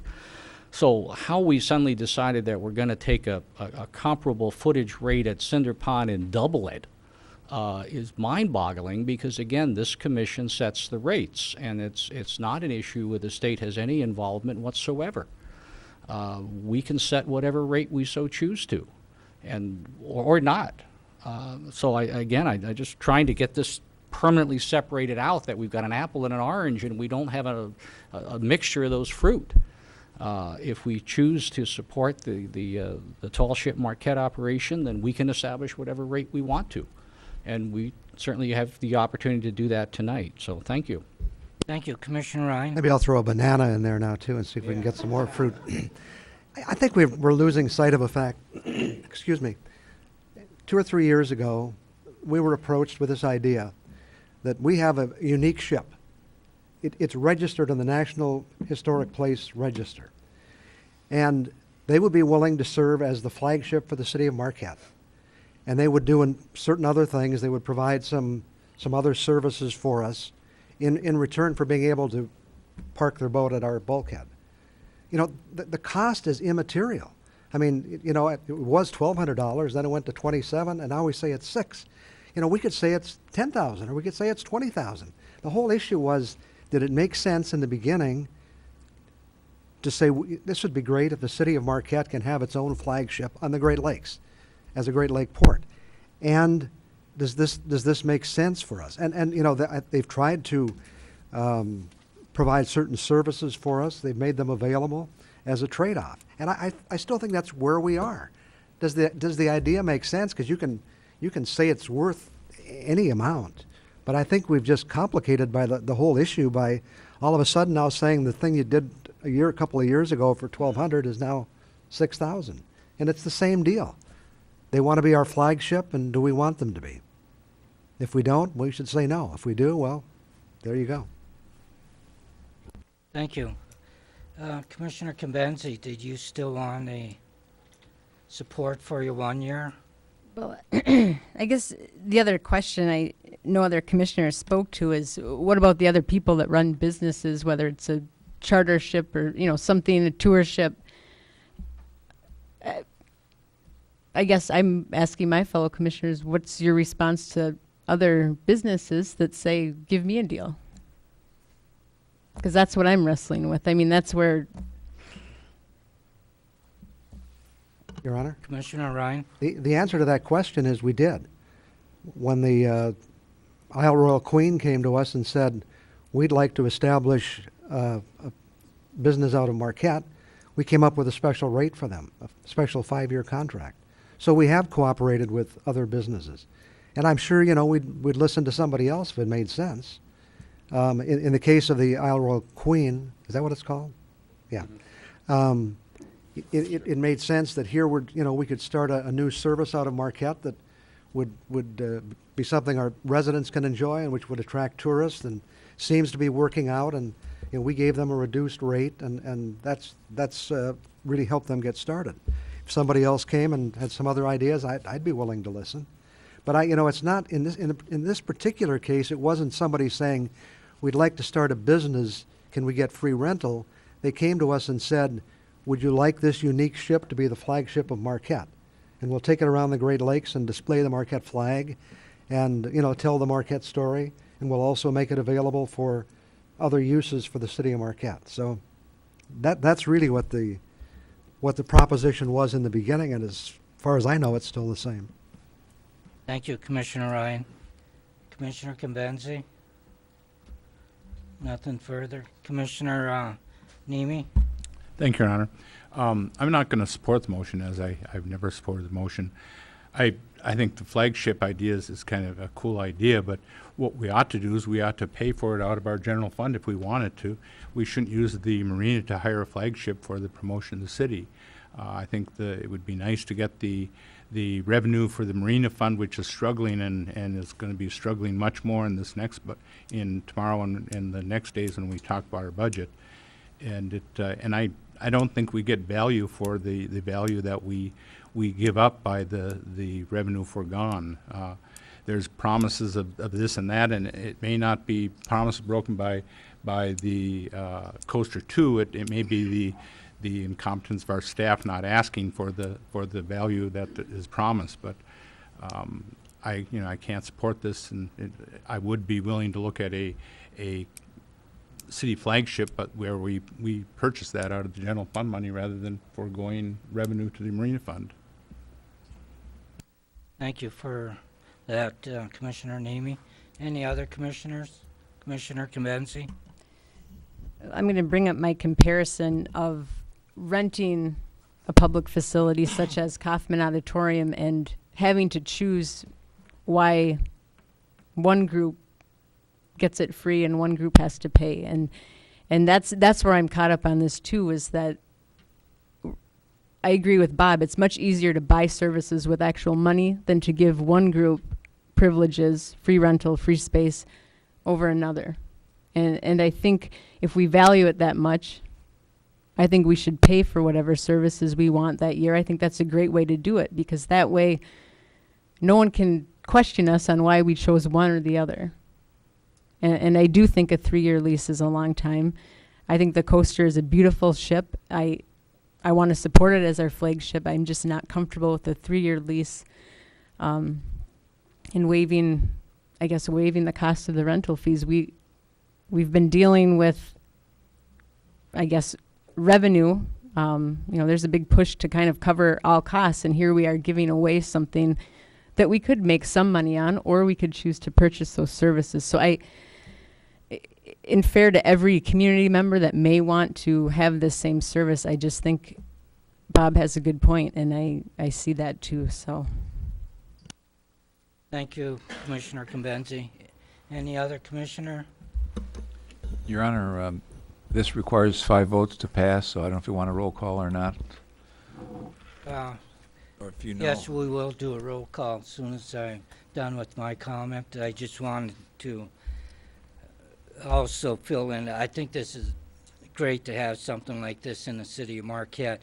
There's not another community in Michigan that has a flagship, named to the National Registry of Historic,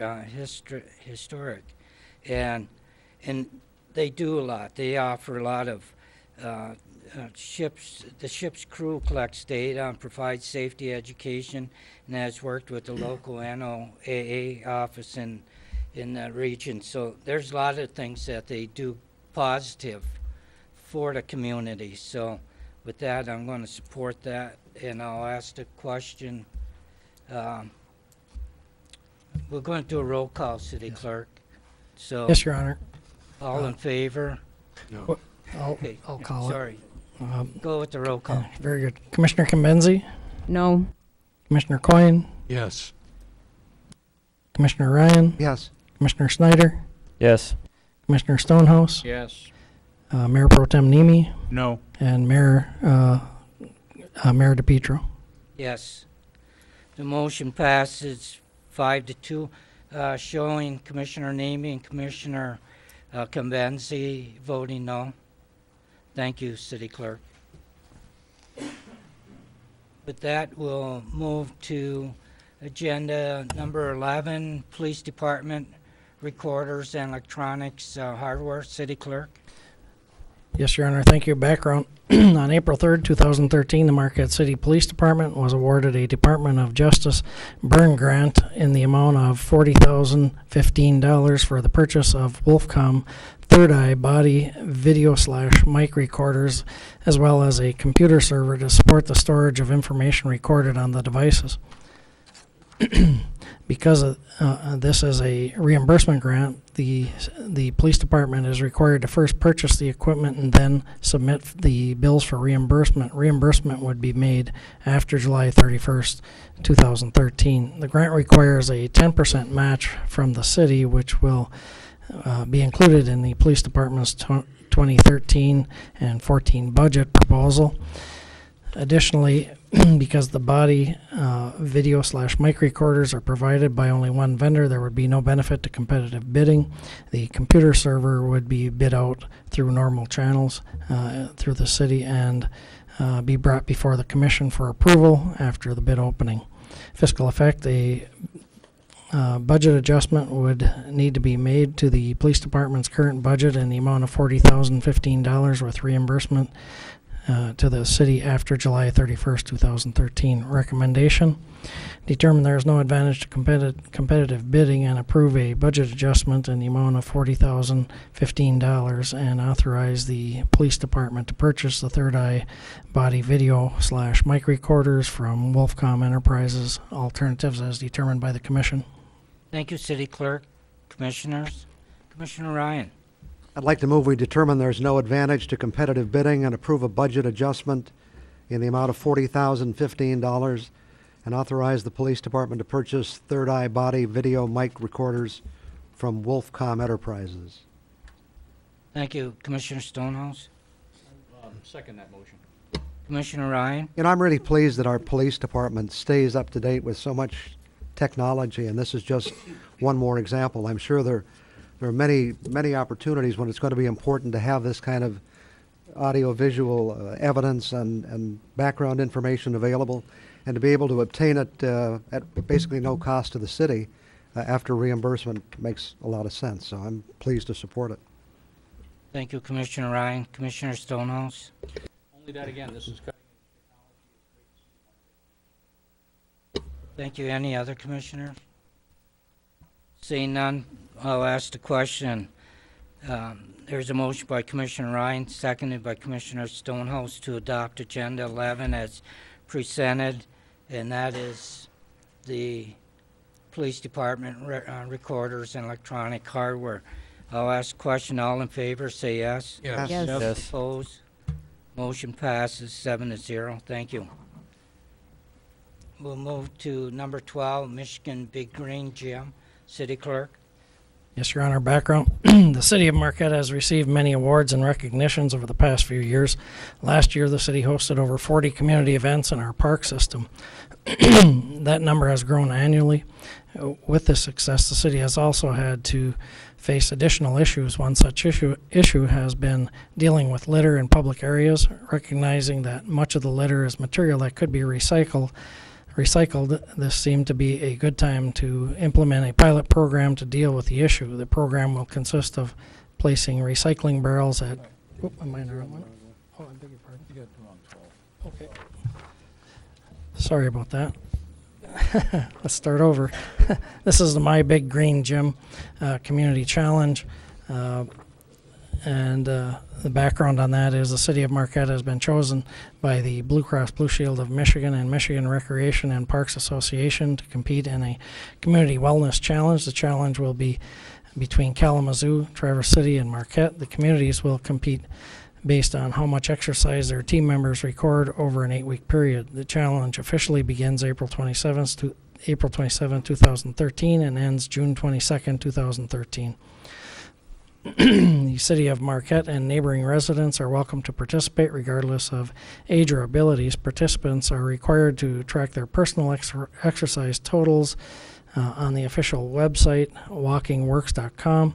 The totals will be calculated in miles and ranked based on each community's total miles. The communities will be awarded the following: first place $10,000, second place $8,000, third place $6,000. The initiative suggests establishing a dream team to be featured throughout the course of the challenge. Staff is working to identify local officials who may be interested in participating. Fiscal effect: the City of Marquette will receive proceeds from Blue Cross Blue Shield of Michigan. Recommendation: approve a resolution of support for the 2013 My Big Green Gym and Blues Community Challenge. Alternatives as determined by the Commission. Thank you, City Clerk. Commissioners, your pleasure on Agenda 12.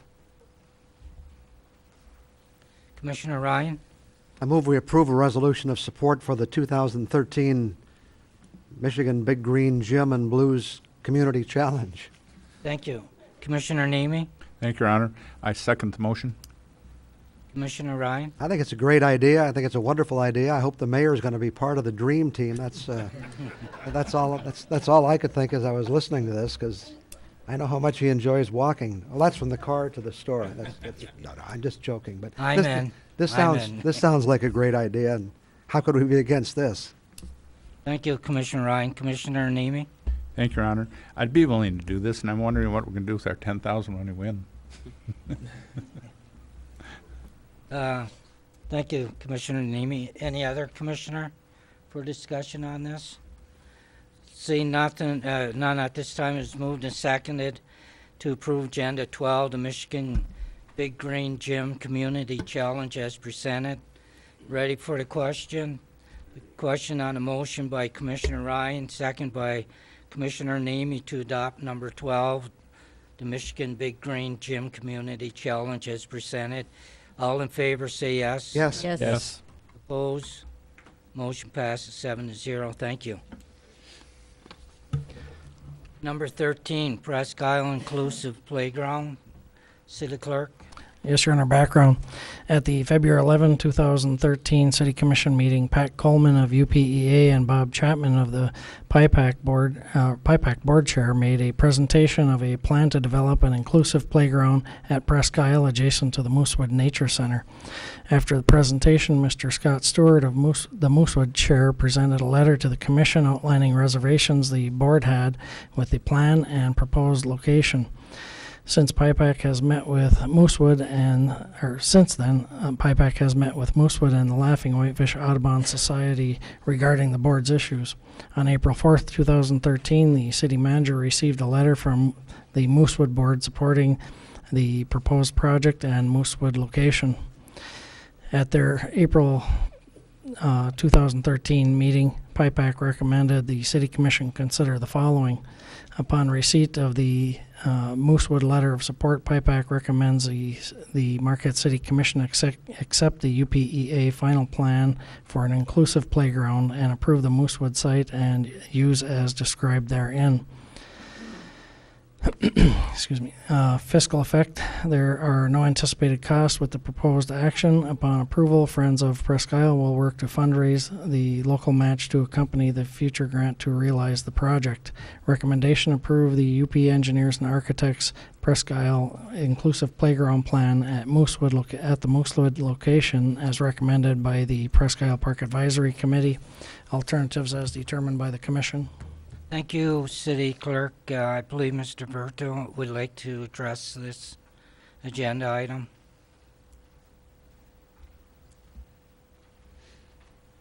These are my opinions.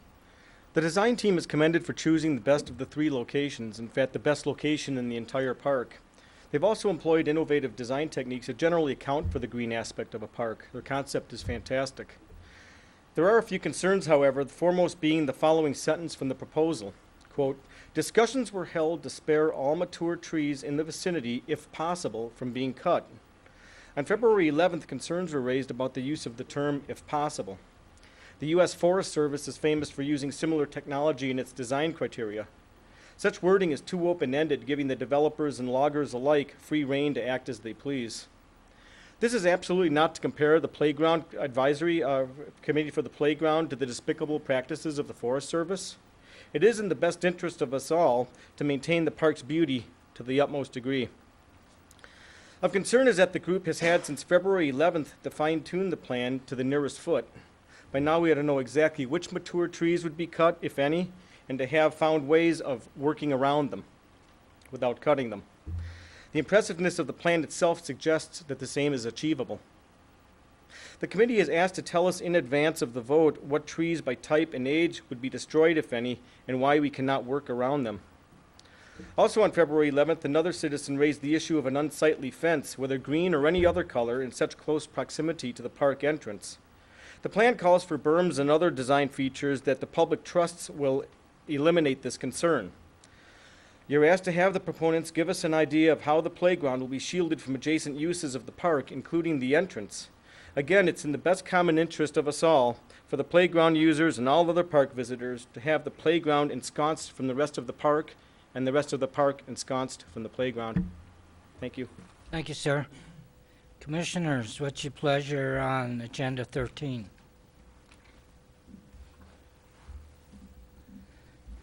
Commissioner Coyne.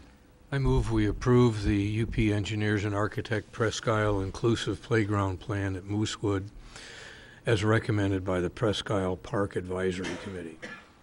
Thank you, Commissioner Coyne. Is there a second?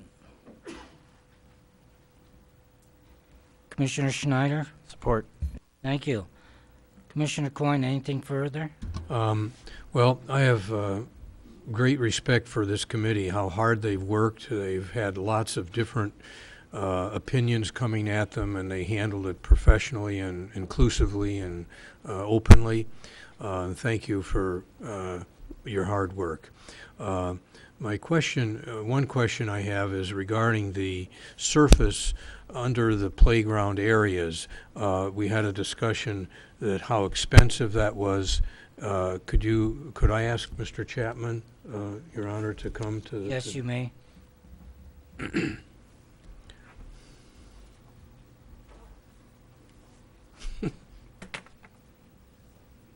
It's my pardon me? Go ahead.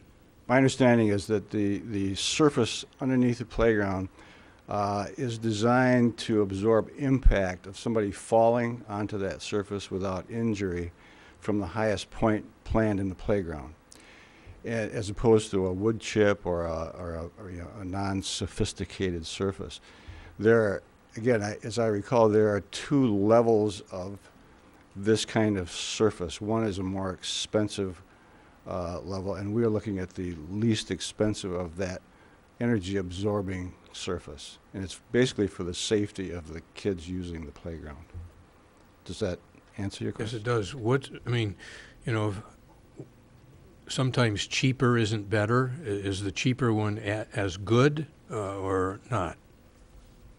I'm not expert in this. We'd really need to talk to the person from the playground equipment company, but my understanding is that the effectiveness of those 2 surfaces is roughly equal. The more expensive one maybe has different colors and different textures to it than the lesser expensive one. Okay, thank you. Thank you, Your Honor.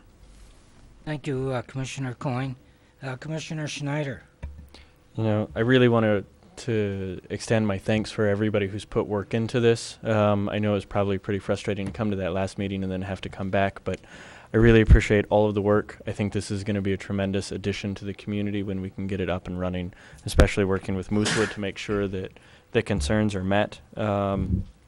Hopefully it happens sooner rather than later. I want to express a similar concern with the surface. I brought it up last time as well. I'm partially concerned that we have this approach to better living through chemicals, and the more money we can spend to use human-designed products to make us safe from things like a sand base that we would have had 20 years ago is kind of a strange concept. I understand the inclusive nature, and I definitely don't want to exclude people from being, especially handicapped children, from being able to use those facilities. But for some reason, I'm just turned off by the idea of rubberized flooring outside that may actually incur a lot of maintenance. So I'm hoping that as plans develop, we can find a more affordable, more traditional way of surfacing that, but still finding a way that we can be as inclusive as possible for those things. And I guess that's it. I just really want to thank you for the work. I look forward to seeing it happen. Thank you, Commissioner Schneider. Any other commissioner? Commissioner Kambenzi? I'd also like to thank this committee. I think it's going to be a huge asset to the park. And after reading the historical background on it and kind of the vision for it, I think this is the correct site. I know I was kind of teetering on where it should be, but I do think it's appropriate where it is. I guess I'll ask Commissioner Coyne, we're approving the plan. Is that all we're doing, is approving the plan, and then whatever money comes in from the outside, we go from there? Well, my motion basically is approving the plan. When everyone had spoken, I was going to raise the issue. First, we have to approve the plan before we can talk about any committee raising money, et cetera. I was going to ask the city manager to discuss, could I do that now? Sure, you have the floor. If this motion passes, what does the city commission do in terms of neutering or telling the committee who wants to raise the money you can't? Could we discuss that as to what happens if the committee wants to raise $600,000 or $300,000 for this? How does that work? I'm asking the city manager. City manager? Thank you, Your Honor. Well, that's actually very similar to a lot of different agreements that we have in the community. You've seen that with the skate park. You're seeing that with the beautification committee offering to restore the Father Marquette Park. What would happen would be that the Friends of Presque playground that wanted to do the fundraising would enter into some kind of agreement with the city to do so. And then how they actually ran their fundraising campaign, how they managed that, if they chose to do that internally through their own foundation or partner with the Marquette Community Foundation. Certainly we could have some of that dialogue so the commission would understand that, but having that independent interest outside of the city raising that money, a lot of the leeway would be with them. Really the only agreement that we would have in place up front would be that should they be successful, that we would provide them with that parcel to go ahead for that purpose as recommended in the plan. You still have the floor. In follow-up to that, is it appropriate for that group to come to you, or is it appropriate for the commission, assuming this is passed, to make either another motion or included in this motion that if it does pass, to direct the city manager to negotiate an agreement with a group that has expressed interest in raising the money? Yeah. You could certainly make it all in the same motion. What will happen is that group would come to us. Ron and I would work putting the agreement together, and that would come back before the city for approval. And Your Honor, I would like to amend my motion to include that if this motion passes, that we direct the city manager to talk with the group that has voiced an interest in raising the funds for this. Okay, very well. Any other commissioner? Commissioner Ryan? Yeah, well, I was going to raise some of the same... Is there a second to the amended motion? Sorry. There's a motion to amend. Is there a second to that? Okay, Commissioner Namey will second that motion. Commissioner Ryan? I was going to raise some of the same points that Commissioner Coyne raised a couple of moments ago there, and I'm not sure I see it exactly the same way the manager has described it. You know, we're talking about putting a playground in a city park, and so I think it is, it's not another group that's doing it. It's the city of Marquette that's doing it, and they will be representing us. And I I think I'm going to support this. I'm not arguing that. But I think anytime we open this door and say to a group, you can go out and fundraise, they are fundraising on our behalf, on behalf of the city of Marquette. And I do think we have to have some safeguards involved there. I think it's kind of a slippery slope. You know, I think there are some real concerns. You know, we just don't want a lot of groups out fundraising on behalf of the city without, you know, the city being involved in that process and making some decision as to how those funds are going to be raised. So I think this is a worthwhile cause. I think it's a good plan, but I do think we have to stay on top of the fundraising part of it, and hopefully Commissioner Coyne's amendment to his motion will make sure that happens. Commissioner Coyne? Well, that's why I made the motion as it stated, that they would come to the city and the city would kind of control who's doing that rather than just have everybody do it. And the reality is, as we're going to find out in the next week, there is no money available. There's not $300,000 or $600,000 or $900,000. So this can be the greatest plan in the world, and we don't have the money to do it. So we'll be here 5 years from now saying, gee, I wish we could figure out some way to build the playground. Well, we don't have any money. We don't have any money. So this is a way of it happening, but it is under the auspices of the city and with an agreement. And that's why I made the motion. And I believe you have to have, I may be wrong, but don't you have to approve the amendment or? Right, you'll vote on the amendment, and then if the First. amendment passes, you'll Okay. vote on the main motion as amended. And Commissioner Stonehouse? Only to extend my thanks, too, for all the good folks on the committee and the great work they did. This was obviously a difficult project. It's a very extensive one, and certainly it's just beginning in terms of finding the money to make it all work. But thank you very much for your efforts, and it will be a real addition to Marquette, and more importantly, I think, a real addition to Presque, and truly the spirit that Olmsted, I think, had envisioned it. Thank you. Thank you, Commissioner Stonehouse. Commissioner Convenzi? And just one last thing. I plan to support this. I think it's great. I think as a municipality and certainly other public organizations, we're looking to the private sector to help us make sure that we have things we want for our city, and this is one of them. But I do want to bring up the fact that we started talking about a fundraising policy, and we haven't concluded that yet. And I don't know if we're waiting for something to come back to us from the city attorney, but I do think it would be important for us. We've got different contracts with different groups in the city right now. We've got a skate park that isn't finished. We've charged the beautification committee to clean up the vandalism on the Father Marquette statue that had nothing to do with their project. So I feel like we need some sort of standard policy to when people come to us, we can say, this is what you should expect, so we know what we expect. And I guess maybe I can ask the city attorney if there's something that's going to come to us, or. Well, of course, I don't set policy or draft policy, so it wouldn't come from me, but if I understand it, I was going to work with the city manager to come up with something at some point in time, but I don't know what kind of direction other than that we've had. But obviously my job is not the policy-making part of it, but I'm going to work with the city manager and whatever the commission wants us to do, certainly. Any other commissioner at this time? Commissioner Namey? Thank you, Your Honor. I think our concerns about the Friends of Presque representing the city would be probably answered in the agreement that we enter into them with.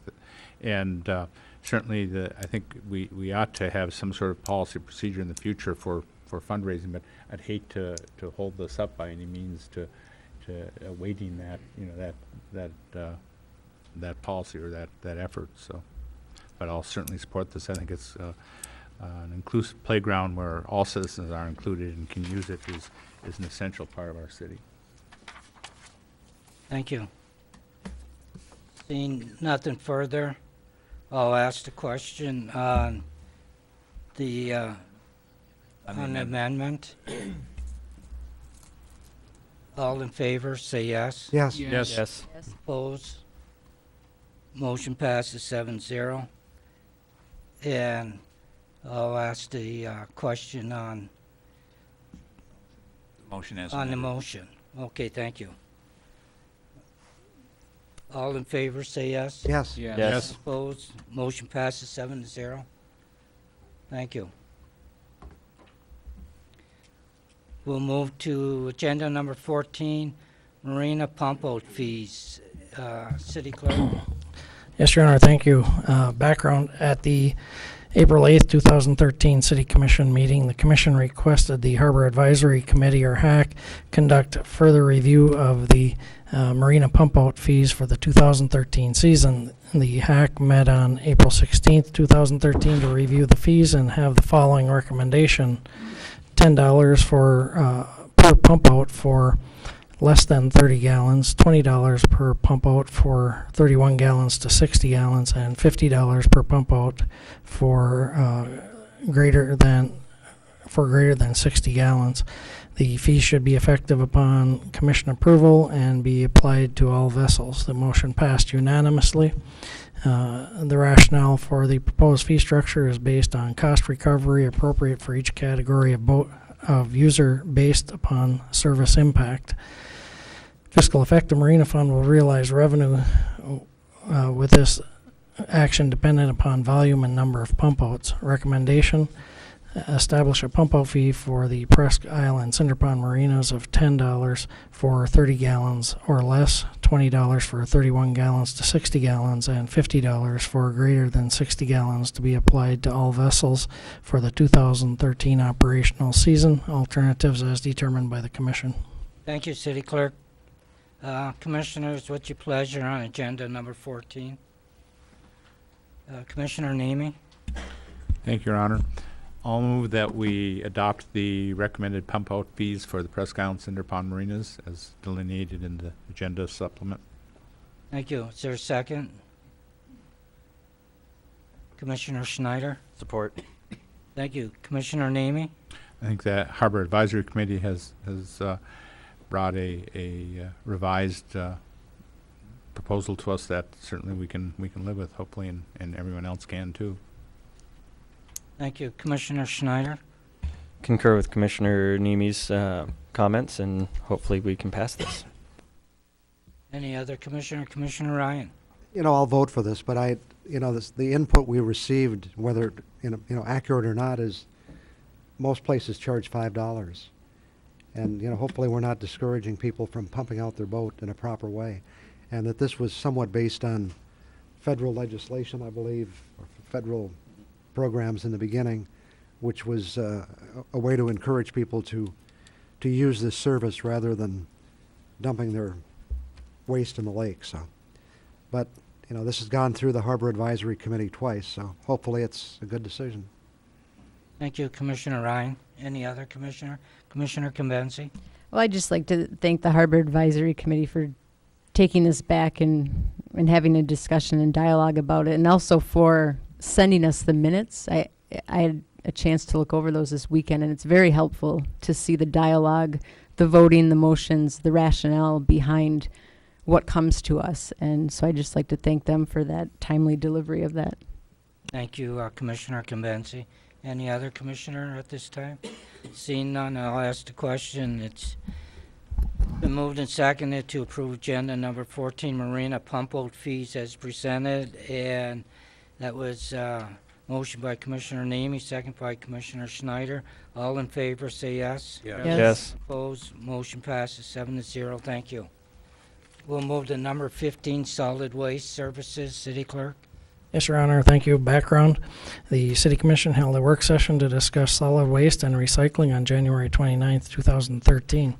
The work session focused on recycling and incorporation of sustainable concepts into a solid waste plan that would be the basis for solid waste collection in the City of Marquette, as well as researching opportunities to partner with other municipalities, businesses, community groups, and the Marquette County Solid Waste Management Authority. The current solid waste contract for the city expires on June 30th, 2013. The current contract allows the city to extend the term of the contract by a period of up to 180 days at the current rates, in effect on June 30th, 2013. The provision requires a 30-day notice be given to the contract by the city. In addition, staff recommends negotiating an additional 12-month extension of the contract to be approved by the Commission as a future recommendation. The 18-month extension will be used for the purpose of engaging the community, developing a sustainable solid waste plan for the City of Marquette, and then implementing that plan. Fiscal effect: a 180-day extension would be exercised at the current contract rates. The fiscal effect of the 12-month extension is unknown at this time. Recommendation: authorize the city manager to exercise the 180-day extension of the current solid waste contract and authorize the city manager to negotiate an additional one-year extension. Alternatives as determined by the Commission. Thank you, City Clerk. Commissioners, what's your pleasure on agenda number 15? Commissioner Ryan? I move we authorize the city manager to exercise the 180-day extension of the current solid waste contract and to negotiate an additional one-year extension. Thank you. Commissioner Stonehouse? I will second the motion. Thank you. Commissioner Ryan, anything further? I think we've had some good discussions on this subject. As pointed out in the information the clerk read, the time that's set out here will provide opportunities to work with the community, possibly with other communities on solid waste planning, and yet continue to keep our trash being collected, so that's important too. You bet. Thank you. Commissioner Stonehouse? Well, it clearly allows the city some time, I think, to move to a more sustainable posture. So it's in everybody's best interest. Thank you. Any other commissioner at this time? Seeing none, there's a motion by Commissioner Ryan, second by Commissioner Stonehouse to approve Agenda 15, Solid Waste Service, as presented. I'll ask the question. All in favor, say yes. Yes. Yes. Yes. Opposed? Motion passes 7-0. Thank you, commissioners. We'll move to agenda number 16, Indoor Garage Floor Sweeper. City Clerk? Yes, Your Honor. Background: the purchase of a used floor sweeper was budgeted in the FY 12-13 budget to replace a 1985 Tenant Model 280 floor sweeper. The current sweeper has high hours and has become undependable. Many repair parts are becoming unavailable due to the age of the machine. The motor pool supervisor has been researching the sweepers through dealers, internet, trade magazines, and auction sites. The supervisor has been able to find used sweepers, but his success in tracking down sweepers meeting city needs has been limited. The proposed Tenant 6600 propane floor sweeper is a 2006 model year and comes equipped with a dust filtration system, which will be a great improvement over the current sweeper. Through his research, the supervisor has found the negotiated price to be a fair purchase price within the budget, and with the limited number of sweepers meeting city needs on the market, recommends the purchase of the sweeper pending favorable full inspection by city staff. The Motor Pool Committee concurs with the recommendation. The previously approved purchase was unable to be procured within a time frame acceptable to the previously approved vendor. Fiscal effect: the Motor Pool Fund capital outlay budget for the FY 12-13 contains $12,000 for this purchase. Recommendation: determine there is no advantage to competitive bidding and approve the purchase of a used Tenant 6600 propane floor sweeper from RH Equipment and Service of Mayville, Wisconsin for $12,000, being the best value meeting city requirements, and alternatives as determined by the Commission. Thank you, City Clerk. Commissioner, what's your pleasure on agenda number 16? Commissioner Schneider? I move that we approve the recommendation as read. Thank you. Is there a second? Commissioner Coyne? Commissioner Schneider, anything further? No, this seems like fairly standard business. Thank you. Commissioner Coyne? Nothing. Thank you. There's a motion by Commissioner Schneider, seconded by Commissioner Coyne, to approve Agenda 16, Indoor Garage Floor Sweeper as presented. I'll ask the question. All in favor, say yes. Yes. Yes. Opposed? Motion passes 7-0. Thank you. we'll move to number 17, Waste Management Think Green Grant. City Clerk. Yes, Your Honor, thank you. Background: the City of Marquette has received many awards and recognitions over the past few years. Last year, the city hosted over 40 community events in our park systems. The number has grown annually. With this success, the city has also had to face additional issues. One such issue has been dealing with litter in public areas. Recognizing much of the litter is material that could be recycled, this seemed to be a good time to implement a pilot program to deal with the issue. The program will consist of placing recycling barrels at key locations along the bike paths and in city parks. This has also been a public request over the last few years. In the City Parks and Recreation Master Plan, it identifies the value model for the community. Protecting/preserving the environment is the first bullet point. Waste Management Think Green grants presented by Waste Management and Keep America Beautiful are part of the environmental services company's nationwide effort to improve community environments through cleanups, beautification, recycling, and educational programs. The submitted community improvements projects were anything from recycling programs to creating a community green space, supporting sustainable gardens, to cleaning up cities and towns. The City of Marquette was one of 32 winning proposals. Fiscal effect: the grant will provide $4,000 in revenue for the purpose of providing recycling barrels along the bike path and in city parks. The additional cost of the pilot program will be negligible, as the receptacles will be stationed alongside existing trash receptacles. Recommendation: accept a Waste Management Think Green grant from Waste Management and Keep America Beautiful in the amount of $4,000. Alternatives as determined by the Commission. Thank you, City Clerk. Commissioners, what's your pleasure on Agenda 17? Commissioner Ryan? I move we accept a Waste Management Think Green grant from Waste Management and Keep America Beautiful in the amount of $4,000. Thank you. Second, Commissioner Coyne. Commissioner Ryan? $4,000 to help with recycling in the community. Can't beat it. Good. Thank you, Commissioner Coyne. I just came from a community in British Columbia where they had these trash cans and 3 different kinds of recycling, and it's a great message to give the public. It's a terrible message to just have a trash can and dump everything in there, and it's a way of educating people and getting them used to separating their trash and recycling it, and it's a great investment in that for our future.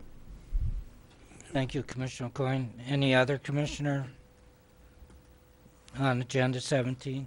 Seeing none, I'll ask the question.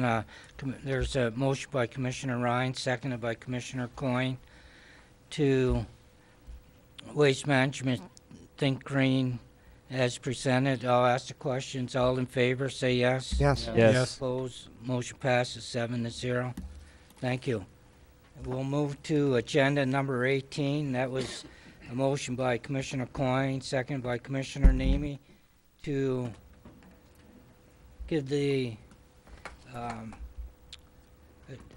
students to comment before they have to leave. And I'll start with you. You can do the roll call with whichever student that you want to start with. You can ask them. Okay. Do you guys want me to go first? I'll be nice. Thank you to the Commission for having us here tonight, and thank you to those who made it possible for us to be here. I think it was a really valuable experience, and personally I thought it was really interesting to see the way the Commission interacts with each other and interacts with the public, and really interesting to see the hard work that the committees like the Pie Pack and the Hack are doing. So thank you. Dylan can go next.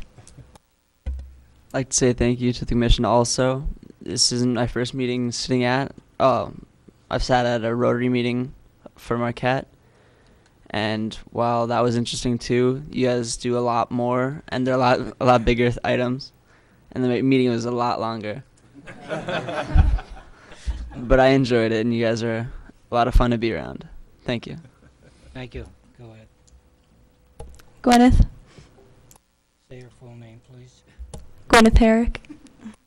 Hi, I'd just like to say thank you to the commissioners, the city manager, and the mayor for this opportunity. We're really lucky to be the first students to be able to participate with you guys, and I hope that you can invite more students back because it gives us a way better idea of what you guys do for our community, because watching it on the TV, we just don't get anything out of it as students. So yeah, thanks again, and yeah, I hope more students will have the opportunity. Thank you. Riley Coombs. Hi, I'd just like to thank the commission for allowing us for this chance to come and watch the city meeting and gain the knowledge of what they do here, and I hope other students will get this opportunity too. Thank you. Okay, thank you very much. Please remain seated. You're not relieved yet, but at this time, before we go into closed session, I want to move public comment up and give everybody a chance to, because we don't know how long we'll be in closed session. So anyways, if there's anyone wishing to address the commission at this time, please come up and state your name and address.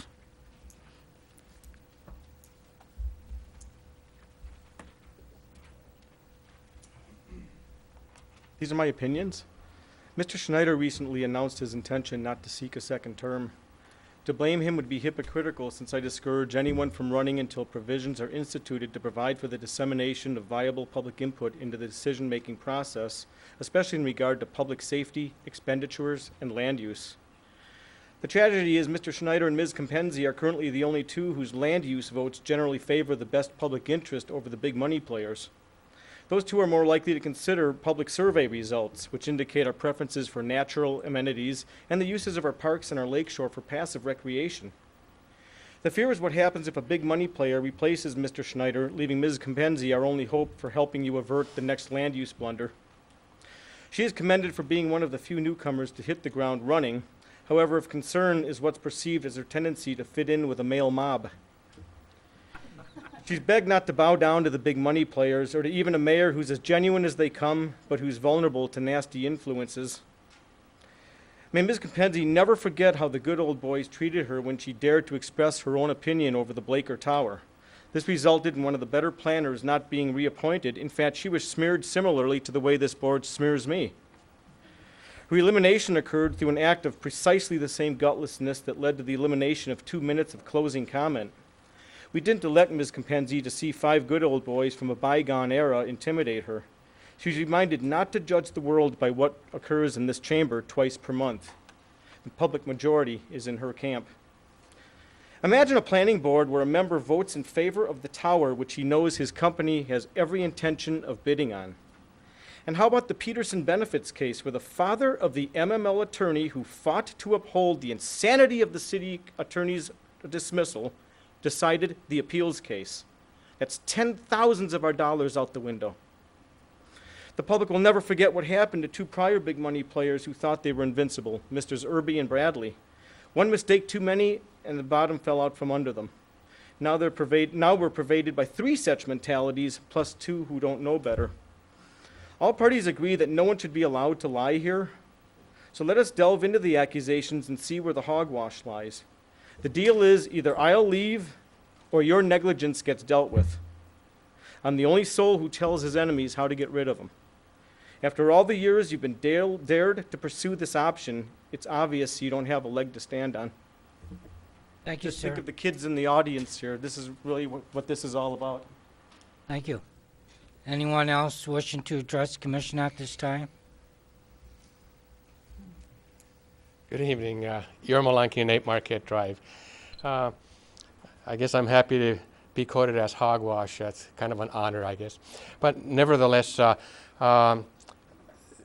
the Matson Lower Park mooring fees, it seems like there's a kind of a confusion with the commission on who set the rates and how that all came about, whether the commission actually took part in it or whether the administration kind of ramrodded that through.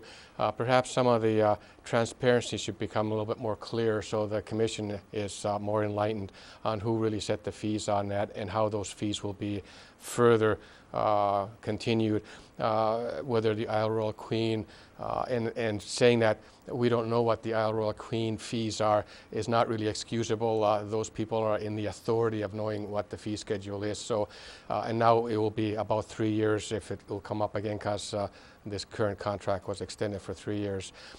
And I don't object to the contract for extending for 3 years. It's just how it went about on the commission and administration really not knowing which hand is working with the right hand or the left hand, and perhaps a little bit more transparency would help in that. The second that I would like to discuss, and having additional parks is fabulous in our community, and having the fundraisers by individuals is even more fabulous. But at the end of the day, who is going to maintain it? Is that going to be the city that's going to be maintaining it for the next whatever years, or will that be part of the fundraising group to maintain the park in our community? As it's been stated many times, the city is at a limited resources, and then by adding additional facility uses for our community, which are fine, who is going to be paying for that? And so something to think in the future. Thank you for the opportunity. Thank you, sir. Anyone else wishing to address the commission at this time? Please step up to the podium, state your name, physical address. Okay, Larry Carey, 1804 West Fair. I think I'd like to just compliment the commission, maybe give a slightly alternative view from what I've seen tonight. I want to compliment whoever came up with the idea of inviting the students to come, because these are leaders in Marquette Senior High School, and my guess is that there's probably several students watching tonight. And one thing you can take away, students, from this meeting, sorry, Freudian slip there, is that democracy it can be kind of messy, and there's room for disagreement, but it's a uniquely American system, and I think participation has been on the decline for a long time in this country, and I want to compliment all of you that are up here for your participation and giving the time that you do. I know it's not easy, but it's a requirement for us to live the life we want to live and continue our lifestyle. So thank you very much. Thank you, sir. Anyone else wishing to address the commission at this time? Anyone else wishing to address the commission at this time? Seeing none, I'll close this portion of the public comment. And before we go into closed session, I would like to thank all the students, and I think I'll give my commissioners just a short, if anybody wants to say anything to these students before they go. City Attorney, do you have any problem with that? No, that's fine. Okay. Commissioner Kambenzi?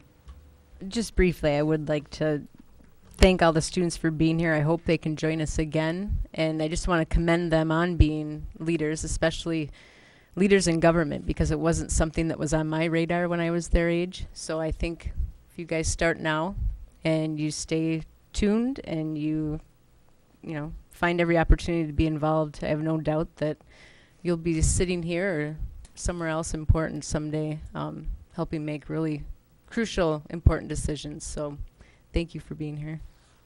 Commissioner Schneider?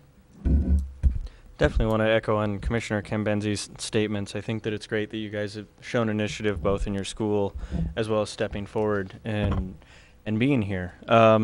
Something that I would like to point out to the audience here and at home is if you look at the commissioners sitting at this table and then you look at the students that are sitting here, notice that the gender roles and numbers are completely flipped. I think that says a lot for the young women that are in our school and taking a step up to get involved.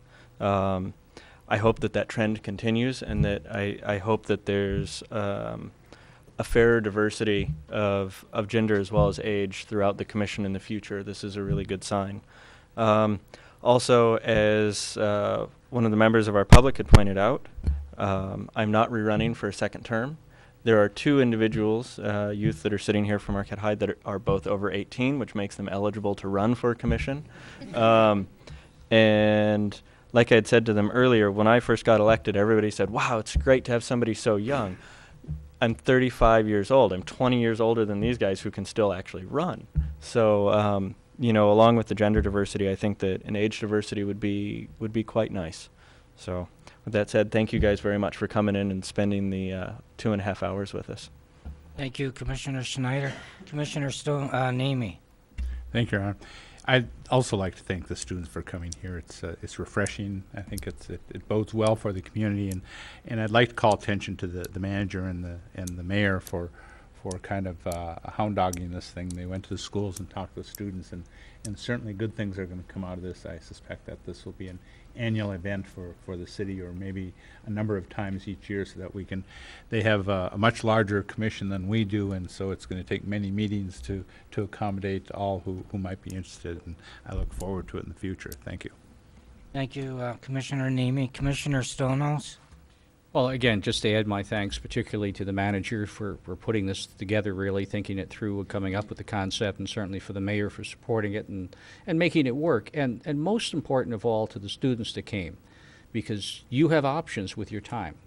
And to have spent the time you did tonight with us and doing what you're doing, I think is most remarkable, most commendable, and thank you for coming. Thank you, Commissioner Stonehouse. Commissioner Ryan. Most everything has been said, but just to add that I've really enjoyed the experience. It's been nice to meet all of you. We had a chance before the meeting to find out a little more about them, and they're all outstanding young people. It's been kind of interesting to carry out the job tonight with Riley sitting next to me and looking over my shoulder. They got to see we had some interesting issues tonight, at least a little bit of debate. You also got to sit through this kind of endurance test. It's been 2 hours and 25 minutes, and we still have a way to go, and we're going to start again tomorrow morning at 8. So if you want to come back, you can, but you'll have to sit out there. But tonight, thanks for being here to sit up here. Thank you. Thank you, Commissioner Ryan. Commissioner Coyne.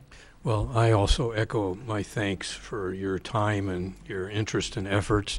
I really think you, as representatives of the school, should be very proud. I'm proud of you, and I want to single out Riley here.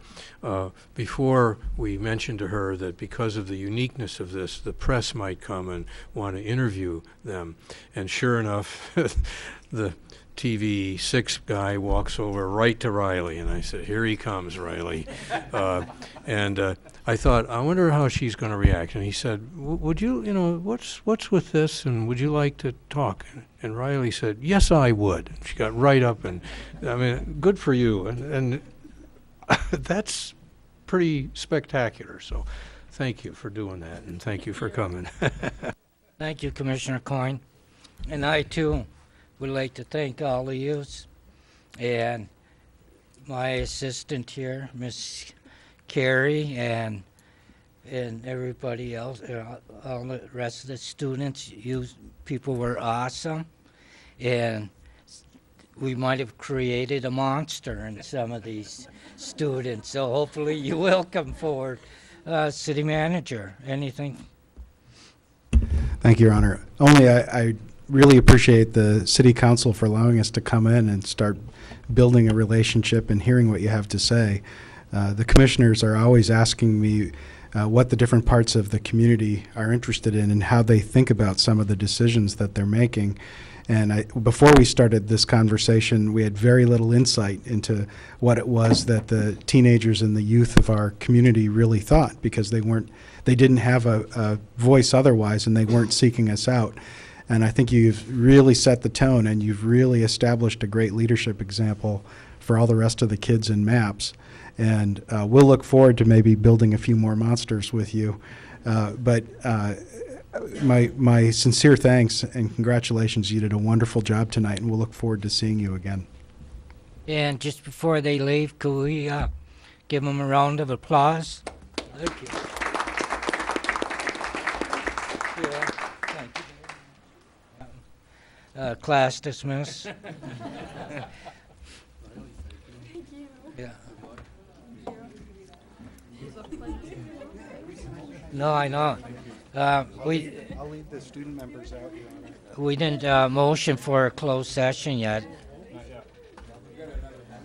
Yeah, I'd like to move we go into closed session under MCL 15.268H to consult with special legal counsel on his review and findings regarding city correspondence with the U.S. Environmental Protection Administration. Thank you very much, Commissioner Ryan. Commissioner Coyne? Second. Commissioner Coyne? Support. Okay. We need a roll Motion by call? Commissioner Ryan and second by Commissioner Coyne. City Clerk, could we have a roll call, please? Yes, Your Honor. Commissioner- Commissioner Kim Benzie, Yes. Commissioner Coyne, You can vote on Yes. Commissioner Ryan, Yes. Commissioner Snyder, I will say yes, but I was hoping for a point of discussion before we went to vote. Commissioner Stonehouse, Yes. and Mayor Pro Tem Nemi, Yes. and Mayor DePietro. Yes. Is it too late for him to? Yes. Okay.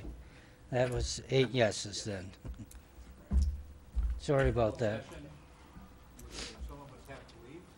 I'd like to have a 5-minute recess. Yes. 5-minute recess. I just want one, that's all. I need a drink of water. Yeah. Thank you. Yes, yes, yes.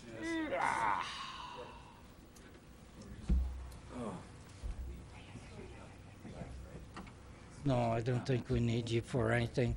We got the sergeant at arms here. Okay. A few days. Yes. Years, right? Probably, decades maybe. Yeah, good to see you. I'm really glad you were selected for this. Oh, good, Appreciate thank you. your help. A little bit out of the ordinary realm, but Yeah. interesting for that. And thanks for sitting through that. Well, you know, I've never seen a session. meeting